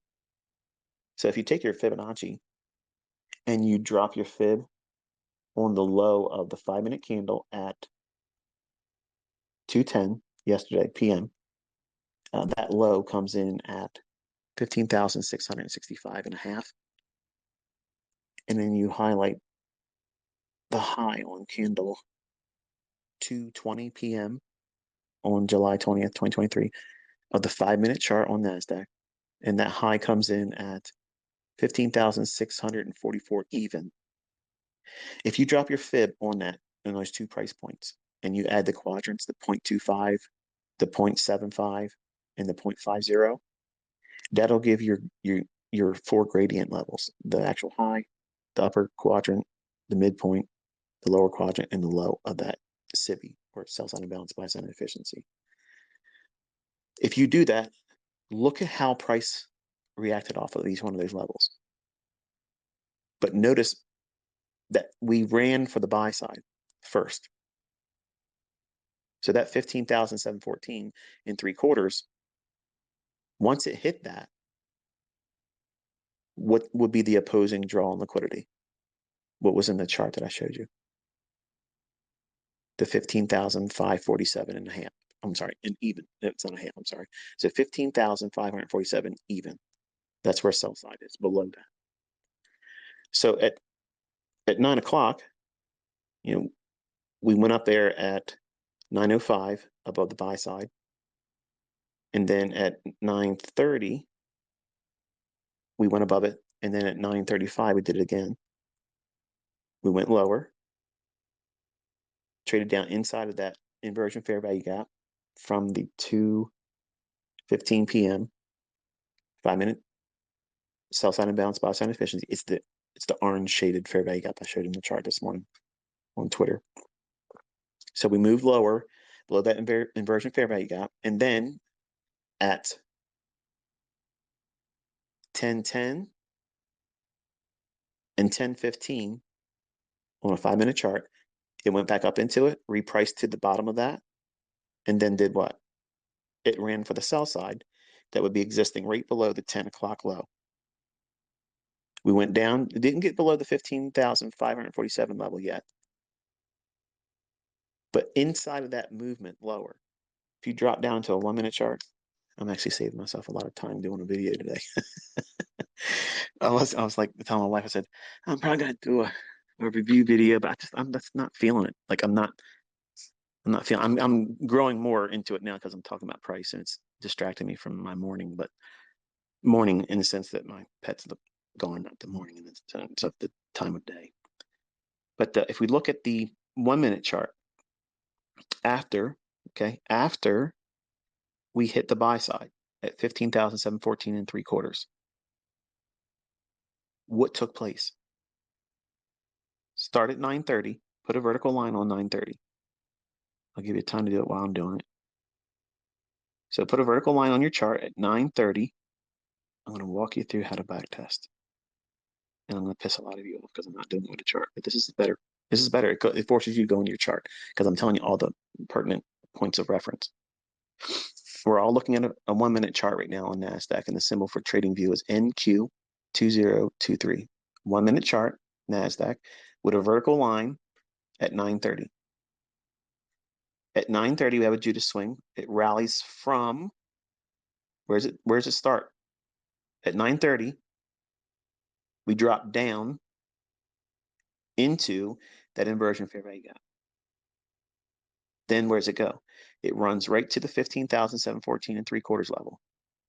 What is it doing? It's doing two things there. It's pricing in the morning high during the opening range. When is the opening range? Between 9:30 and 10 o'clock in the morning. Put another vertical line at 10. I'm sorry. Did I say 10:30? 9:30 to 10 o'clock. This is the only thing about doing things live, because when you listen to it, and it'll drive me nuts when people ask the same questions. You said this. Why did you say it's just, I'm human. I made a mistake. So I want to make sure I'm saying it correctly here. The opening range is 9:30 New York local time in the morning to 10 o'clock in the morning New York local time. So it's a 30-minute window.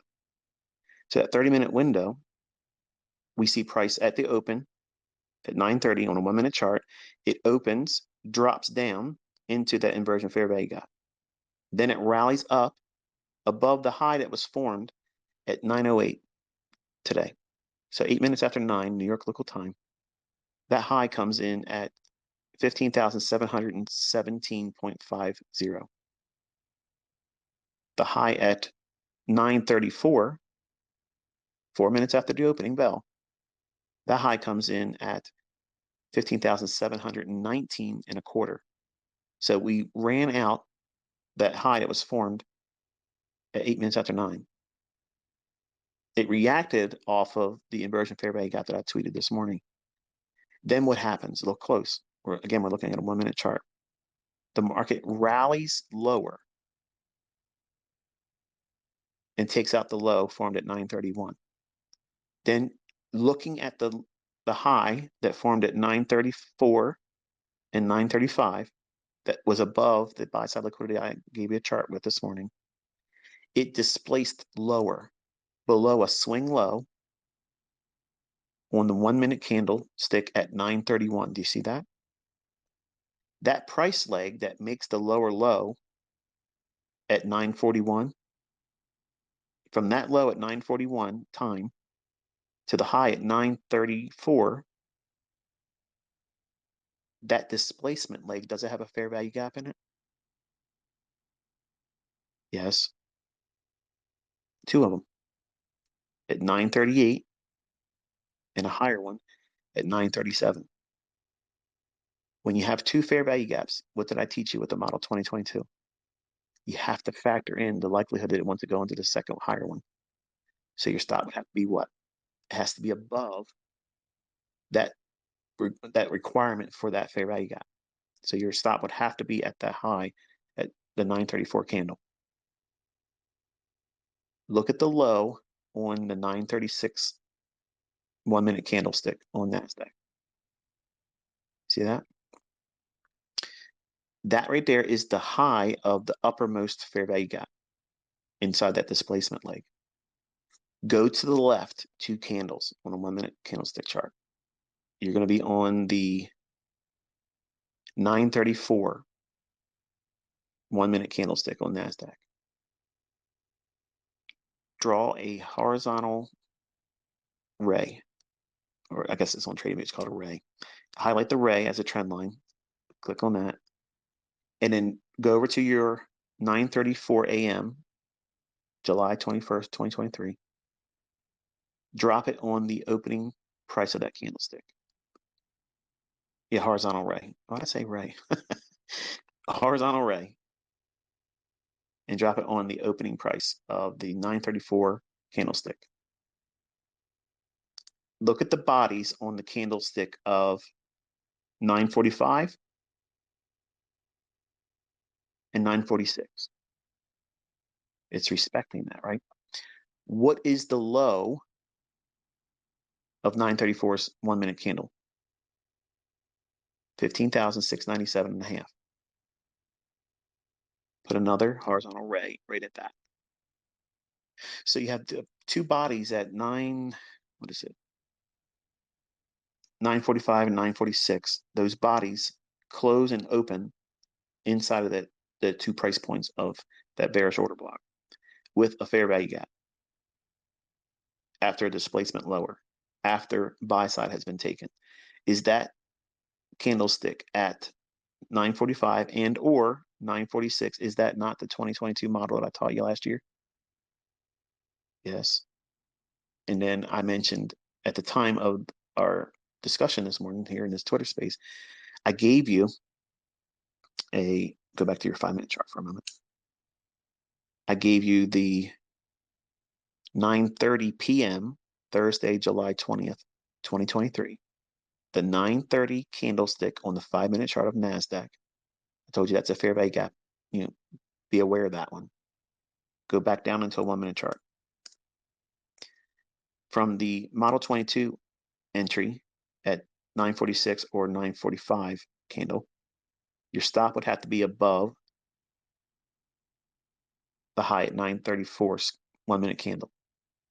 So it's not even that much in terms of range. But if you're trying to do 15 contracts on your funded account challenge or your funded account, that's too much risk.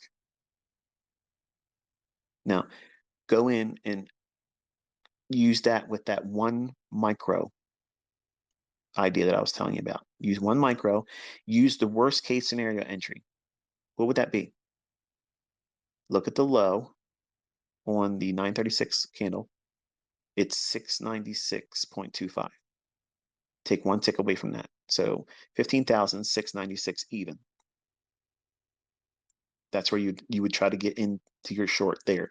And your stop loss would have to be above 15,719 and a quarter. So stop at 15,719 and a half. 1 micro, not mini, micro. You're teaching yourself how to trade. You're teaching yourself how to trust the setups. You're teaching yourself how to follow a model, not make a lot of money right now or at the gate. That's not how you do this. The movement from that price point down to that fair value gap I mentioned, around the 15,588 level. Look how it delivers to it here. And then what does it do at that point? Once it gets down to that fair value gap, and again, 5 minute chart, the fair value gap I'm talking about where it trades down to is the 9:30 p.m. fair value gap on the 5 minute chart of NASDAQ. I'm sure there's going to be multiple versions of this on YouTube. So for the people that can't follow along or getting frustrated, I promise you, if you listen to what I'm telling you the very candles. You go through it with your chart and you'll see it. It's there. But we traded down to that fair value gap on the 1 minute candlestick we're on for NASDAQ right now. At 10:03, we trade into that fair value gap. The next candle we open and then we start rallying higher. Where did it rally back up to? Some random level? The inversion fair value gap. The one I sent a tweet with the chart in it. I drew your attention into 10:01. I told you there's a fair value gap there. We have repriced back up to the inversion fair value gap. That fair value gap that I told you that was at 10:01, do you see how it's reacting off of it right now? We went from the fair value gap that I mentioned in this Twitter space up to the inversion fair value gap, which you knew about from the tweet this morning. And then it trades down in the direction of the sell side at 15,547 even. Remember, that's where the sell side resides. Does it need to go to that sell side? This is where the critics and the people that are selling courses will say, see, ICT's concepts don't work, or ICT got it wrong because it didn't go yet below 15,547. But what did it offer? Their sell side now below the 10:03 and 10:04 lows, wouldn't it? That price run back up to the inversion fair value gap, trading around the 15,645, and then it sells off. It goes below the lows at 10:03 and 10:04 respectively. So there's sell side below that. It doesn't need to go to 15,547 even or lower. I believe it still might do so, but for you to find a trading opportunity, do you need it to do that? No, because it's offering you the opportunity to take obviously a partial at the fair value gap I mentioned during this Twitter space. And then it rallied up to the inversion fair value gap, offered what? At 1017, what is that inversion fair value gap? Repricing back up to it and acting as resistance on a 1 minute chart, and then going lower in the direction of the 15,047 lows that we were looking for it to go below. Look at the fair value gap inside of that inversion fair value gap. On a 1 minute chart, it's the candle at 9:48 a.m. today. See that? Draw that out with your rectangle. Go on your trading view and highlight the candlestick's low at 9:47 to the high of the candlestick of here, 9:40. It comes up, bumps the low of that fair value gap, and that candlestick at 9:49's high is 15,647 and a half. The high of 1017's candle is 15,648 even. So we went into that fair value gap. And it's also the inversion fair value gap. Then we sell off, running for sell side below the lows at 10:03 and 10:04, digging down towards the direction of where the sell side is. Then it runs back up into the fair value gap I mentioned this morning during this Twitter space. It fails to go lower below that 15,547 and then runs above the fair value gap, but goes into the one I was talking about at 10:01. So your 1 minute candlestick chart, the fair value gap at 10:01, 1 minute after 10. Remember, I told you it's a really, really small one. Price rallied up into that and overshot it just by a little bit, but the high or the drawdown on or heat on that comes in at high at 15,620 and a half. Now, if you're looking for setups, and we've already taken 15,714 and 3/4 buy side, the draw is 15,547 even. Every premium PD array, everything that would constitute a ICT selling scenario. If you look at this chart on a 1 minute basis, there's many instances where you can get in. Do you see the one I'm talking about now on the return back into that 10:01 fair value gap, which I talked about live here with you? We reacted from that at 15,615 down to right now at 15,580. That's 25 handles. Do you realize if you did 25 handles a day one time in NASDAQ with one mini, you're doing way better than the average person working in Maryland. Well, not Maryland, but in America. You missed the fair value gap. Okay. You missed the fair value gap at 1 minute chart at 937. You don't see the model 2022. Okay. Okay. No problem. Go through your chart like this and identify all the opportunities the way I teach you. It runs for one side of the buy side or sell side. I don't know which one's going to go to ahead of the 9:30 opening. It could have very easily traded down to the sell side first, and then it could have set up an opportunity for us to then reach for the buy side at 15,714 and 3/4. You have to have an envelope above and below. You're looking for buy side and sell side in a range. I explained to you why I picked that range. If you go and look at the one trade setup for life, the context of what I was using that range with, I teach that in that video. I gave you the chart, the framework, what I'm looking at this morning. You do not need a book map. Okay. You don't need all these things. If it helps you to see it visually in concert with what I'm teaching you conceptually, there's no problem there. But I promise you this, you will outgrow those things because you don't need to know. Like for instance, right above the high in a 1 minute chart, above the high of 15,620 and a half, there's buy orders right there. I don't have Bookmap. I don't have all those things. I just know that buy orders have been trailed lower, and anybody that wants to go long, they're going to want to be a buyer above that. But my approach to teaching you is how to look at things very simplistic. It doesn't seem simplistic because I have a lot of technical jargon that people will say it's rebranded bullshit, but none of this stuff exists anywhere else. It might look like because I have a rectangle, okay? I might have a trend line on there mocking retail support resistance diagonally, but I attack that stuff. Old lows, I don't look at that as support. I want to run to it and through it. Old highs, I'm not looking at that as going up there and act as resistance. I want to see it like the SWAT team bash through it, run through it like it's nothing, because I want the orders above that high. I want the orders below that old low. They're not sitting at the low, it's below it. So when I'm teaching you as my students, I'm teaching you how to anticipate, to predict, not react. I'm teaching you how to look at the charts and say, okay, I can see where those victims are going to get hit. Who's the victims? The people that have stop orders above old highs and below old lows. They should have stop losses. It's good. It's good that they're using that. But it's even better that they're doing it because we can attack it and go after it and use them for counterparties to our trades. Don't feel bad for them. You know, as a Christian, you shouldn't feel bad for them because they knew the risks when they signed up. Everybody reads those risk disclaimers, right? You couldn't tell me one sentence any risk disclosure gave you.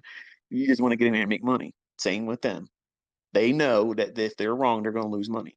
But just like we talked about in this conversation, most people don't identify the measure of risk that's available. They only see the potential upside. And I teach with the aspect that you need to appreciate that measure of risk and be respectful of it. Because if you don't, you won't be in this game long enough to really get good at it and then appreciate and glean the fruits that are available to those that know how to do it. So anyway, going back into this 1 minute chart, I gave you the framework on the two sides of liquidity. Okay. And without a bias, you wait. Which side did they run for at the 9:30 opening? They took the buy side. Okay, wonderful. Where's counterparty liquidity? I gave you 15,547. Now, in between 15,714.75 and 15,547 even, is it going to be a straight line from 15,714 and 3/4 down to 15,547 even? No. That's the benefit of using these lower time frame charts because it gives you a plethora of setups to either engage and trade with, demo or live, or opportunity to back test it. So right now, it's 11 o'clock. I want you to screenshot your 1 minute chart of NASDAQ the way it is exactly right now. Don't wait. Just hit that little camera button in the upper right hand corner on TradingView. And you should see, let me count them real quick. I'm not going to do all of them. I'll give you the ones that you should know based on what I've taught on my YouTube channel. 1, 2, 3, 4, 6, 7. You should see at least 7 potential entries, all shorts, using the 15,547 as a draw, and it doesn't even need to be hit to find profitability. If you look at the if you look at the model 2022 entry, which was around the 945, 946 1 minute candles, that sell off all the way down to the fair value gap I mentioned during the presentation that we're talking in now, that in itself is a pretty handsome run. It's almost 100 handles. There's something wrong with that? That's a nice haul. Then it returns back up into the inversion fair value gap, goes lower, runs out the lows that were formed at 10:01 and 10:03 and 10:04, 1 minute lows. and just falls short of the 15,447. So the sell stops that are resting just below that level, they're still intact. I don't trust that they're going to stay intact, but that's where we're at right now at the time, the live Twitter space. But then we run right back up into that fair value gap I mentioned, the note on your chart, all the way back up into the 1001 fair value gap. And then it sells off once more. Going into what? Where was previous intraday liquidity? It was below the 1003 and 1004 lows. There was sell side down there. So what's happening there with that drop at 1058?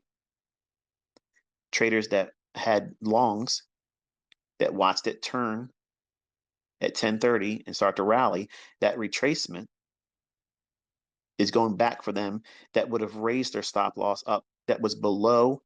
They were thinking that 15,547 is support. When we've seen it turn go higher, they're going to be aggressive. They don't want to get a losing trade. They're going to cram their stop loss up just below the old support at 1003 and 1004. And that run right down there at 1058 goes back in that same old pool of liquidity. So it's digging down into intraday liquidity like that. You got to be really noting it. It's not just simply imbalances, or it's not simply, well, let me say it this way. Just like I teach you that inefficiencies are not one and done. In other words, they don't just get repriced and refilled with delivery of price, and then that's it. We don't worry about them anymore. They're going to be referred back to. That low that was formed at 1003 and 1004 on the 1 minute chart on NASDAQ, the algorithm will refer back to that again, even though it made a lower low at 1030. So that low, it doesn't know. Listen to me, okay? This is very important. The algorithm does not know how many orders are above or below any specific level. It doesn't need to know. Human nature is that's where the orders are going to go, because that's where you're all trained to put them. So the price goes right back down to it again, because the fact that we didn't take out that 15,547 even level, there is liquidity resting below that. It doesn't know how many orders are there. It just knows that it has not purged that area yet. It's called handshaking. Okay, so when the algorithm runs to these areas where pending orders would be, that function is called handshaking. So the price is offered at that level, so that way orders that would be there, it has no understanding or awareness of how many orders there are, but it goes there to permit the opportunity for liquidity to pair willing buyers with willing sellers. That's the handshaking aspect of it. Anytime intraday a low is created, but a larger pool of liquidity has not been engaged, the intraday lows or intraday highs that have formed before, in context, so you follow what I'm saying, the lows at 1003 and 1004 on NASDAQ are above the 15,547 even low. And the sell low at 1030 in the morning was lower than the lows formed at 1003 and 1004. That's a given. But it did not engage the 15,547 even level or below it. So what the algorithm will do is it's inside the range. What range am I talking about? The 1030 low and the 934 high. So it's going to look back through that range and refer to where are the swing lows. It's referring back to 1003 and 1004's lows. Sell side's going to be there. Why? Because it's coded to refer back to the 15,547 not being engaged, and it repriced to a short-term premium at what? 10:48 a.m. at a fair value gap I told you live in this Twitter space to have on your chart. Then it sold off to some random level. What PD array did it drop down into? At 1058. It's reverting back to inside the range, an old low that would be utilized for anyone that would be long and trusting the 15,547 low as support. It's advanced, I know. How would you know that? Experience. You'll get it too. So anyway, the sell-off just from 1048 to 1058, that's 10 minutes in duration. And from, what is it, we'll call it 614. 15,614 to just bump the low at 1002, or 1003 rather. The low comes in at 578. So what's that? 14. There's about 25 or so, 25 handles just in that drop. If you can find a way to get comfortable with taking 20 to 25 handles out of NASDAQ once or twice a week, that is enough. Really, you can do it just once a week, and that's plenty. And you don't have to be right about where you ultimately think it's going to go. As long as it gives you range, an opportunity to get out of the move, get in the move and get out of it. What do I mean by that? You could have used the silver bullet off the fair value gap that was formed at 948. Okay, that fair value gap right there at 948. That fair value gap was used at 950. So trading down into the fair value gap I mentioned in the live stream or this presentation, from that point of entry at 15,649 and 3/4 down to the fair value gap, we'll call it at 15,588. That's in itself a significant price run. It's not 5 handles, it's not 10 handles, it's significant. Using that same fair value gap on the 1-minute chart for NASDAQ and the high formed at 10:17 a.m. today, aiming for the lows of 10:03 and 10:04, will we be below that sell side? If you sold short at the inversion fair value gap at 644 even, and then rode it down to the low at 578, think about how many handles that is. And it does not need to get to the 15,547. That draw is like a magnet. Okay. That's how we're using liquidity. That's how we're using premium or discount inefficiencies. It's a catalyst to anticipate price going to that level. If you take a strong magnet, maybe you did this like I did as a student in school. If you put a magnet underneath a desk at school, okay, and you have a whole box of paper clips, and you drop them above onto the desk, is every single one of those paper clips going to go exactly right where the magnet is? The majority of them will be scattered all about, but then you'll have this concentrated pile of paper clips that go right to where the magnetic field is strongest. But there's this influence that it has as it moves farther away from that magnet. The paperclip will fall right there, and it'll be just enough to hold it. Well, think about that magnet effect being at 15,547. And you're seeing how from 934, the high on NASDAQ, how we started moving towards where the magnet, 15,547 even. And below it, there's sell side below that. Just like every one of those paper clips aren't going to land and stick to the highest form of magnetism that magnet is offering below the school desk at school. You're going to have this spread out array of paper clips that just fell, not randomly. It's being influenced by the magnetic waves of that magnet. The same thing's going to happen in price action. You're going to have all these little collections of swing highs and swing lows and a collection of candlestick bodies that form at specific price levels. These price levels, the inversion fair value gap, the fair value gap, and the ones I talked about live here, those are those distant magnetic field levels, just like in the same example or analogy I'm using for in a real world. If we take a magnet and you drop paper clips on top of a wooden desk, the magnet's going to draw and influence every paperclip within its field of influence.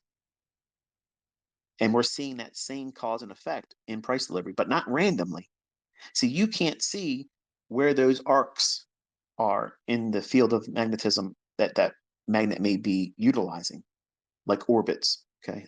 The influence of how far away from the magnet it can be strong enough to hold or influence a metal object that's light in weight. Well, price, it's going to react, but gravitate to this source of magnetism. And liquidity is that magnetism. The effects of how fast we get there, that's a variable. And that variable is understood based on the economic calendar, time of day, and what we have done in the present range. And what do I mean by that? If you look at the high, this is turning into a PhD level shit, ain't it? At 934, that high, and we anticipate, this is important, folks, the range high in terms of buy side liquidity, I gave you that this morning at 15,714 and 3/4. The low for the sell side was 15,547 even. So if we're bumping the buy side when no bias is there, right away our mind goes to, okay, what's the counterparty to that liquidity? It's the 15,547 even level where sell side would reside. So we can anticipate, we can predict. We're not reacting, we're anticipating. We are predicting that the market is likely, most probable, to go towards its opposing liquidity.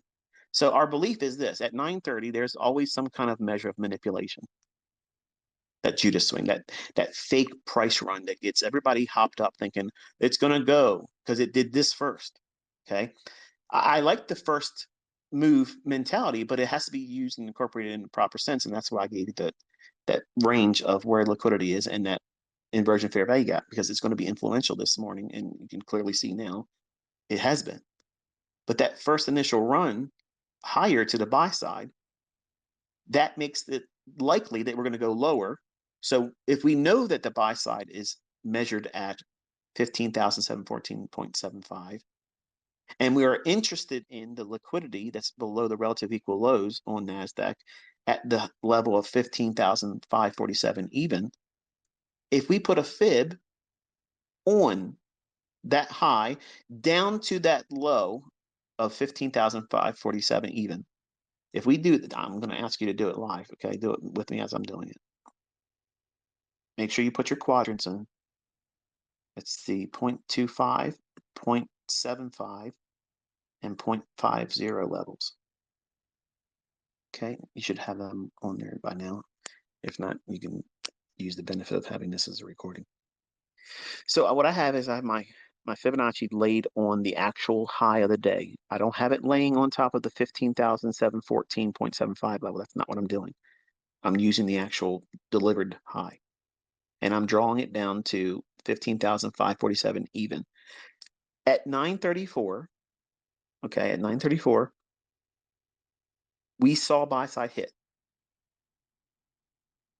Then it started gravitating towards the inversion fair value gap. I said, now watch, we want to see if it offers any support on the inversion fair value gap.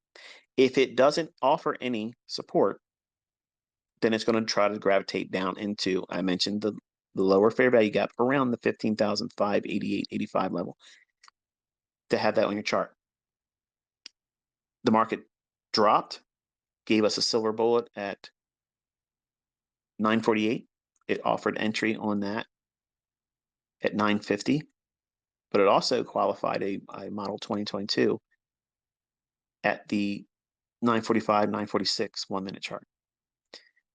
Using that implied dealing range. Now, implied dealing range means that we are anticipating a price run in a direction. So we're predicting price. We're anticipating price going to a specific level. What level? 15,547 even. So if we're up at 15,714.75, or seeing that shift in market structure that occurred below the low at 931, and it broke that low and turned higher at 941, we have a shift in market structure after taking buy side right away. All of you that followed the model 2022 that I taught last year on YouTube channel for free, that model is delivered right here. So what's the draw on liquidity? We're anticipating it's likely to go for sell side at 15,547 even. So if we use that frame of reference, we can put a Fibonacci on that and anticipate everything at the 50% level or higher is deemed high probability for a short in the direction of 15,547 even. That's what the algorithms is focuses. It's presenting opportunities for that very condition. So we're seeing many examples of doing that. You can see the model 2022 entry at 945, 946 on a 1 minute chart, where it trades up into the fair value gap after a shift in market structure lower. Then it drops down into the inversion fair value gap that did not lend support, created a sell side imbalance, buy side inefficiency at 948 on a 1 minute chart of NASDAQ. And then at 950, it gave you the silver bullet entry. Where's the draw on liquidity? The sell side. It's 15,547. So it gives you another opportunity to get into the silver bullet at 955. Then what are we expecting at 950 to 1010? There's a macro. We're going to expect what? Price to spool, start running. For what? Sell side. What direction? Down. Okay. What did I tell you to look at?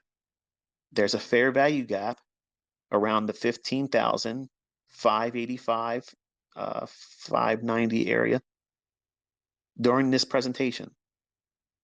It sells off and quickly runs down into it. Told you when we got there, okay, we're trading down into it now. It's all in this live presentation called to you live.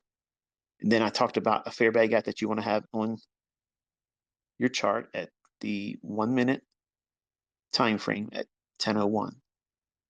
Have that on your chart. It reverts back all the way up to the silver bullet, fair value gap, and inversion fair value gap, which is the one I showed in the chart that I tweeted. I promise you this, the folks that are willing to go through this like this, you're the ones that's going to do well. I know there's some of you that are pissing and moaning right now. I can hear you. You should have did this with a video. You know what?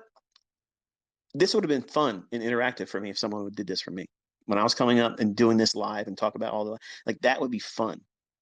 Before TV, it was everybody sat around a radio and they had to listen, and they used the imagination of character, development that was audibly shared in storytelling, but your mind could paint far better pictures that any Marvel movie would have done. This learning approach right here, it may not suit you right now, but it will force you to go into the charts instead of just Netflix and chill with ICT. That's not it. You got to go in and literally dissect everything that is available to you. And when you back test, you're going to do this anyway. So if you're against this, you're not going to learn how to do it. But the market spools lower from 1055 to, 955 to 1003, 1004. And then it rallies back up into the inversion fair value gap, sells off again, and goes into the 1030 low. We are meandering around. Look at the consolidations that are occurring at the 15,590.00 level. That's the lower quadrant level. It's also that fair value gap I told you before it actually became used in price action. So before we drop down to it, I told you about that fair value gap. But look what it's done.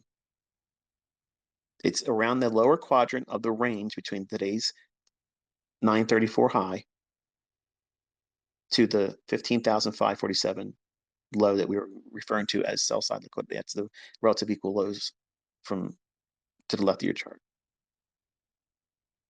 We have one reaction at that level at 1003, 1004. Then price finds use of that lower quadrant at 15,590. I'm using the Fibonacci level of 0.25.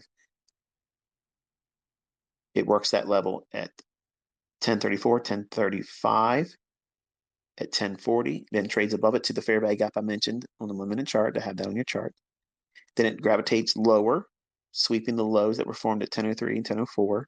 Then it rallies back above and then finds support at that same lower quadrant and the fair value gap. Took the buy side that's resting above 10:48 a.m. up to a high that did not return to the inversion fair value gap, but it made enough of a price run without trading with a bias. I'm sorry, trading without a bias rather. You can use all these points of liquidity, back and forth trading. But I want you to know that even though that there's opportunities to go long in here, it's better, it's more appropriate for you to filter those out and look for the shorts until we're proven that the 15,547 is not a factor for today. Now it's at 11:25 right now. So the market's been trading for almost 2 hours. I am questioning the sell side still below 15,547. It does not mean it has to be delivered. It doesn't mean I'm going to be right. I'm just suggesting to you that going through the rest of today, study and see if this market wants to gravitate down there. It may not want to do it before lunch ends. It may do it during lunch. It may not do it at all today. Okay. But going through the motions, you can see how we had multiple entries at the 50% of that Fibonacci on the dealing range from the 934 high to the implied dealing range low of 15,547. Multiple shorts were offered. 15,547 did not get breached, but it still offered many opportunities to get short and take handles out of the marketplace. 20, 25, 100, 70. Those are in this chart. Do you need a bias? Not if you know how to trade internal range liquidity. If you can trade internal range liquidity, you don't ever need a no bias. It's advantageous that you do, because otherwise you wouldn't anticipate trending days. And when trending days come, you will get burned trying to trade intraday volatility. Perfect example, like I guess it was last week, where the market just kept on moving. Or was it this week? My mind's a little blurred right now. But where I saw a lot of people complaining how the market went up to where we thought it was going to go, the volume imbalances on the weekly chart. But there wasn't a whole lot of entries. There was a lot of entries, but not as many as you're used to and accustomed to seeing. So if you're trying to trade without a bias, it's something that can be done. But I don't want you to think that, well, let me just avoid trying to be good at picking bias or draws on liquidity because I can't do it right now. So, I mean, that's not wasting any time. I'll just be the trader that trades without a bias while you don't know how to trade, and you're going to hurt yourself. So I want you to take what I'm saying and measure it with common sense. So what would change this whole idea that I would not want to see 15 or not want, but I would think that 15,547 even would not be traded to and through today. If we go above the inversion fair value gap, okay, and we treat 15,670 and trade above that. In other words, at 15,670 or 15,665 thereabouts, if it's using that as support and starts rallying above and takes out the entry that was used for the 2022 model that I was outlining this morning here on this Twitter space. In other words, it takes out the 945 swing high. Then we're most likely not going to be even considering that sell side, and then they'll be leaving it intact. With that being the case, if it does in fact do that, then I would be really interested in seeing an opening higher on Sunday, gap higher, making an attempt to try to fill that gap and start moving higher. That's how I'd use that information. I would not try to carry anything over the weekend, and I'm not saying that you should go long. I'm not saying you should go entering short here. So everything I'm saying here, I'm giving you context that way. Nothing that can Nothing in this presentation can be taken out of context. So you understand what I'm saying, what would cancel this, what would be what would I look for going forward the rest of the day. Here's one for you. Um, I like the idea that we're going lower as long as we stay below that inversion fair value gap, basically, is what I'm getting at. So as long as that orange shaded rectangle that I put on that chart and tweeted to you this morning, that you should have on your charts already annotated, as long as we're below that, my mind is thinking that we're going to try to at least try to make a sweep below that 15,547. Am I expecting a lot of downside below that? No, but I just think that that would be reasonable to trade down there. And if it doesn't, if it just stays in consolidation between the high and the low that's already formed today, it wouldn't surprise me either. Because I haven't changed my stance with this being primarily bullish. So I'm not trying to coax you into, oh, we're in a bear market, even though we were looking for sell side right when it was about to deliver the very day, and we've been going down since. So twist the knife, ICT, twist the knife. Anyway, I'm not sure what you got out of the day, but I felt like I needed to talk. So I'm glad I did. I feel clean now. It's like therapy for me. So this is, I guess, the part that I'm not saying I'm going to be on Twitter post November, but if I put something up, in any capacity, it would probably be something like this, where, maybe SoundCloud, something to that effect, where I'm kind of encouraging you, because, a lot of you are upset knowing that I'm not going to be as active. It's actually better for you. It's better for you to not have this many engagements with me, because you have so many things to study and so many things to discover about yourself.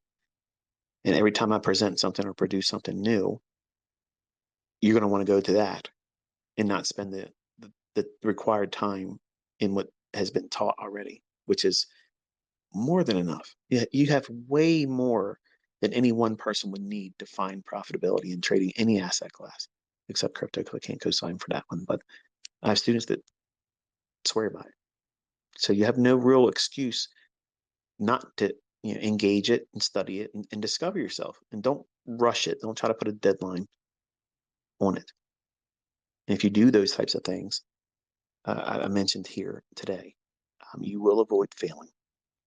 You will lose money. You'll have periods of drawdown that you'll have to correct and get out of, like any other trading approach. You're going to have that. But the important thing is for you to realize that you're not going to lose hope. You're not going to lose sight of what it is you're doing, because the why, the thing that you're doing this for, has to be more than social media clout. It has to be more than something materialistic that you're aiming for.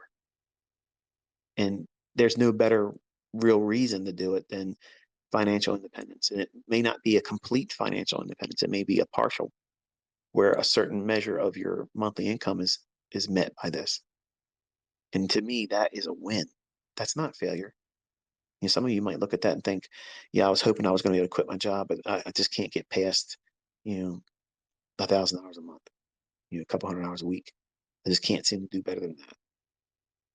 You're doing better than most people. If you can do that, you're doing most people often lose money. And if you can do any measure of consistency and you're able to take something out, like you're in the upper 10%. There's lots of room to go higher in that, but you already are defeating the odds that are against everybody, which is most people are going to fail doing this.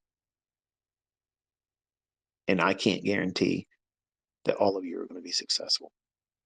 I work very, very hard. And I think it's obvious that I try very hard to help all of you do what's necessary and avoid the things that you should avoid. There's a small faction of individuals that are not willing to listen to what it is I'm doing or take odds with me. It's irrelevant. You see enough people finding success with it. They're doing very well with it. They're having fun while they're doing it. And that gives me a great deal of satisfaction, knowing that my last year doing all this stuff, I'm making the biggest impact, and I don't discount that at all. So I try to be very selective, even though on the live presentations you can see me swing, and you watched me and heard me swing from one end to the next. And I try to keep that from you in the recorded presentations because I know it can be a distraction and it can put off some individuals that, you know, holier than thou. Oh, he said a cuss word. I don't want to say it. Sometimes it is to happen. I don't want to go off the rails. Sometimes you guys enjoy it. I don't like it. It's something I wish I didn't do. And in November, I'll never have that problem again. I've exposed myself in ways that I would have never been comfortable doing years ago. And I don't want to give the stage for, people with less character that want to make a mockery of it. I mean, they can't even do close to what I'm doing. So they focus on things like a child.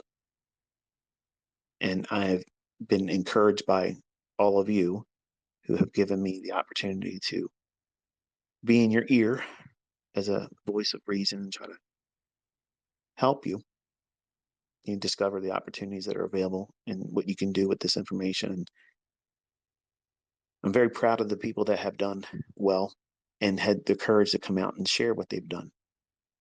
Some of them a little bit more brash than others.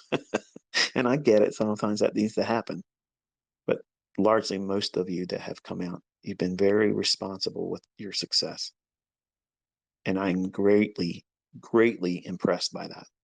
Because when you make that kind of money, and you've never done that before, it can make you feel like your shit doesn't stink and you're better than everybody else. And that's the trap I fell into when I was younger. When I was a 20-year-old, I felt like I owned the world and everybody owed me an attaboy.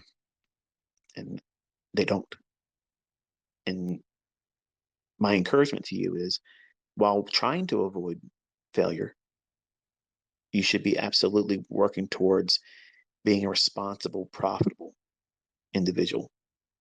So if you're going to be on social media, try to do your best to be as respectful as possible to the audience members.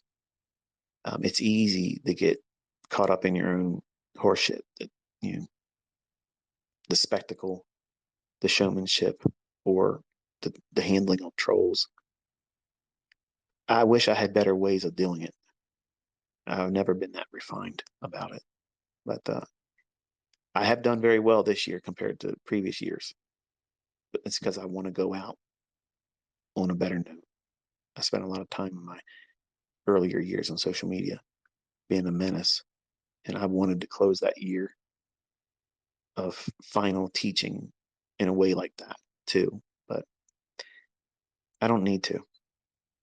My students are actually providing the best testimony there is, and I've shared my life's work with you, and you were not in any position to be entitled to receive it.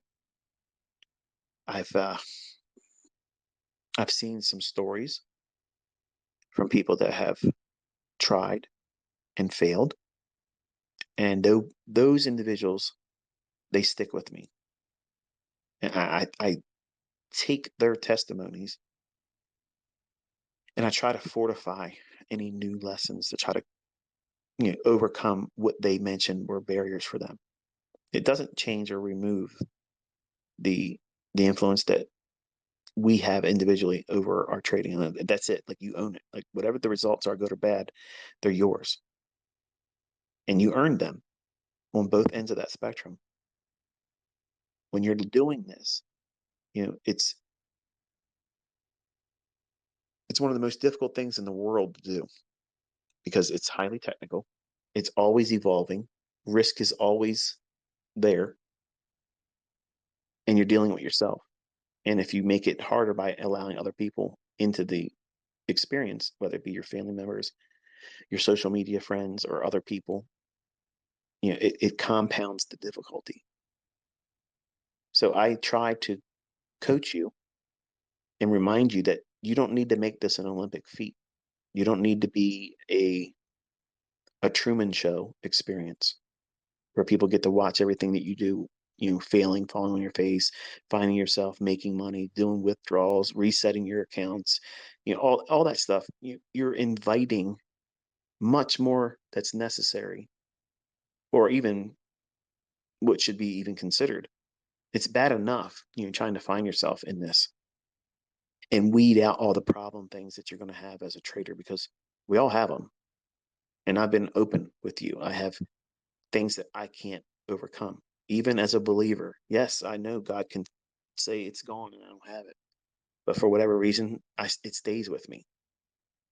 So it's not easy for me to be a mentor. It's not. It's very, very difficult. It's one of the most difficult things I've ever done, because I have so many people around the world that have expectations of me, high regard for me, and I'm trying to do my best. And even though I may do a really good lesson, and I may read your comments, and I see all your comments on the YouTube channels, videos I'm putting up, it looks like the comment section is open, and I got like 2,500 people saying, first, why am I the only comment? There's other people commenting, but that's just for me. It's like you sending a text message to me. I can see it. I see all of them. I read them all the time. And I appreciate the encouragement. And when you say, I'm not sure if you see this, I see it. And I thank you for the time that you give me those little small feedbacks. And I see the trolls too, and you make it easy for me to filter you out. All I gotta do is I don't see you anymore, because I don't give a shit about what your opinion is. If you're not in agreement with the hive mentality here, that we absolutely believe and know that there's an algorithm. You're hearing him, and we know that there's market manipulation. We know that the market's going to deliver certain ways at certain times. And I don't care to hear the opinion that's opposing that. I'm not out for a debate. You have to go out there and cancel out what I've proven and what other people have used and now make money with. The burden of disproving is in your hands.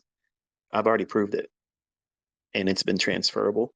Other people were able to use it and see it, anticipate it, predict it, and it's just a fascinating thing. Like I can't wait to take my hands off the wheel in November and watch how all of you develop. And I know there's going to be mutants in this group. There's going to try to become, rebels, and they're going to say I'm a, piece of shit because I didn't teach this. And they're going to pretend they knew something all along. It's all kinds of stuff like that's going to come out. I don't care. I don't care. I'm growing older. My life is going to be spent doing things that I enjoy away from the marketplace. I don't need to trade. I don't need to do any of this anymore. And when I'm done, I'm comfortable. I'm satisfied that I taught everything to the best of my ability. And there's no future anything. Whatever I put out in those books is going to solidify that I'm the author of all this stuff. And that's the final reference and talking point on it. And anything else you need to find is this, study what you have your hands on. I don't want to be on your talk show. I don't want to be in your teaching circuits. I don't want to be on tour with your things. I don't want to be on your podcasts. I don't want to be interviewed. I don't want any of that stuff. And it's not because I'm wanting to be rude to you. I want to diminish. I don't want to be going up. I want to hit 1 million subscribers. That's a bucket list thing I wanted when I first put a YouTube channel out. If it goes beyond that, whatever. But I don't want to be a celebrity. I don't want to be in the limelight. If I did, trust me, I would be all over the place, face everywhere, and talking and being on this one and that one's thing. I don't want to be. And I get offered every single day. I don't want it. So if you're thinking about and contemplating contacting me, or you want to be able to email me, you want my email address to ask that question, listen to me. I don't want to do that. It's not about image. I don't want to be in front of the spotlight. November, I'm done. And you'll have all the freedom and time to invest in what it is I shared with you. And I'm looking forward to seeing what you do with it. All of you. It's not selfish of me to do this. You should want me to do this because I've spent my entire life doing it. And I'm looking forward to being with my family, away from all this stuff. I'll still be looking in, but I'm just not going to be this accessible. Everything will still be up. You can watch it and study it, and everything will be there. But I'm not going to be engaging all of you like this. Truth be told, I'll be watching things on social media quietly, but I won't be allowed to do anything online, let's just say it that way. But it'll be interesting and fun, I'm sure. Look at the fair value gap at 10:01 on the 1-minute chart of NASDAQ. Okay, I mentioned that this morning during the live presentation. We worked off of the run almost going at the 1-minute candlestick at, give me here, 11:32. So the 11:32 high, it ran out the buy side above 11:11. We went down, created a fair value gap at 11:33, and then we rallied up into it at 11:37. So that's a institutional order flow entry drill and a volume imbalance, or I don't know if that's a volume. My eyes are failing me here. Yeah, it's a small little volume imbalance between the candles at 11:33 and 11:34. It fills a volume imbalance and institutional order flow entry drill at the 1-minute candlestick at 11:37 just a few moments ago. And then we consolidated around the 10:01 fair value gap and then dropped down into the fair value gap I gave you on the 5-minute chart around the 15,590-ish area. Look where the bodies of the last 3 candles are. So look at the body close at 11:44, and in that small little candle body at 11:45, and then the low of 11:46, 1-minute candle. It's respecting that fair value gap. And then we're inside of a fair value gap at 11:43. So I would want to see it move energetically lower from here. If not, we're going to consolidate and probably run the buy side at 15,650 going into the lunch. So it's kind of like the last ditch attempt for the morning session going into lunch. If it doesn't drop here, my expectation would be during lunch, it'll probably want to clear up all that smooth buy side. It's at the low quarter or quadrant of that inversion fair value gap. But I haven't lost my interest in that 15,547 yet. But I did lose interest in staying on here. So I have to go grab something to eat and take Bailey for a walk. Real quick, I had a guy ask me the picture I showed of my boxer at the bottom of my stairway in my house. That's Bailey. That's not Bella, by the way. Bella is, she's gone now. But Bailey is outside my door. I can hear her down here whimpering. She wants me to spend time with her. She has no idea what's about to happen next Thursday.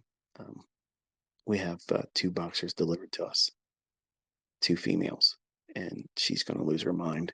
I just hope she treats them nicely because between Bella and Bailey, Bailey was always a little bit more brutish. She was she beat up Bella a couple times, and I'm hoping that she accepts these 2 little ones. She's always been motherly with her toys, like even when Bella's been gone, and she treats her toys like little puppies. She carries them all to her bed and she lays with them and stuff. So I'm hoping that she'll mother these 2 and not try to kill them. I'm gonna have my hands full starting next Thursday with that too. So at any rate, I'm gonna close. Have yourself a very pleasant day and enjoy your weekend. This is I guess the Saturday shotgun just done on Friday because I have a weekend of my family and my wife poolside. So I probably won't have the opportunity to do this again. And I needed to talk to y'all to get it off my chest. So I've had fun today. And if you didn't have fun, I apologize. And hopefully you got something from the discussion. If not, sorry. It was more therapy for me than you. Until I'll talk to you next time.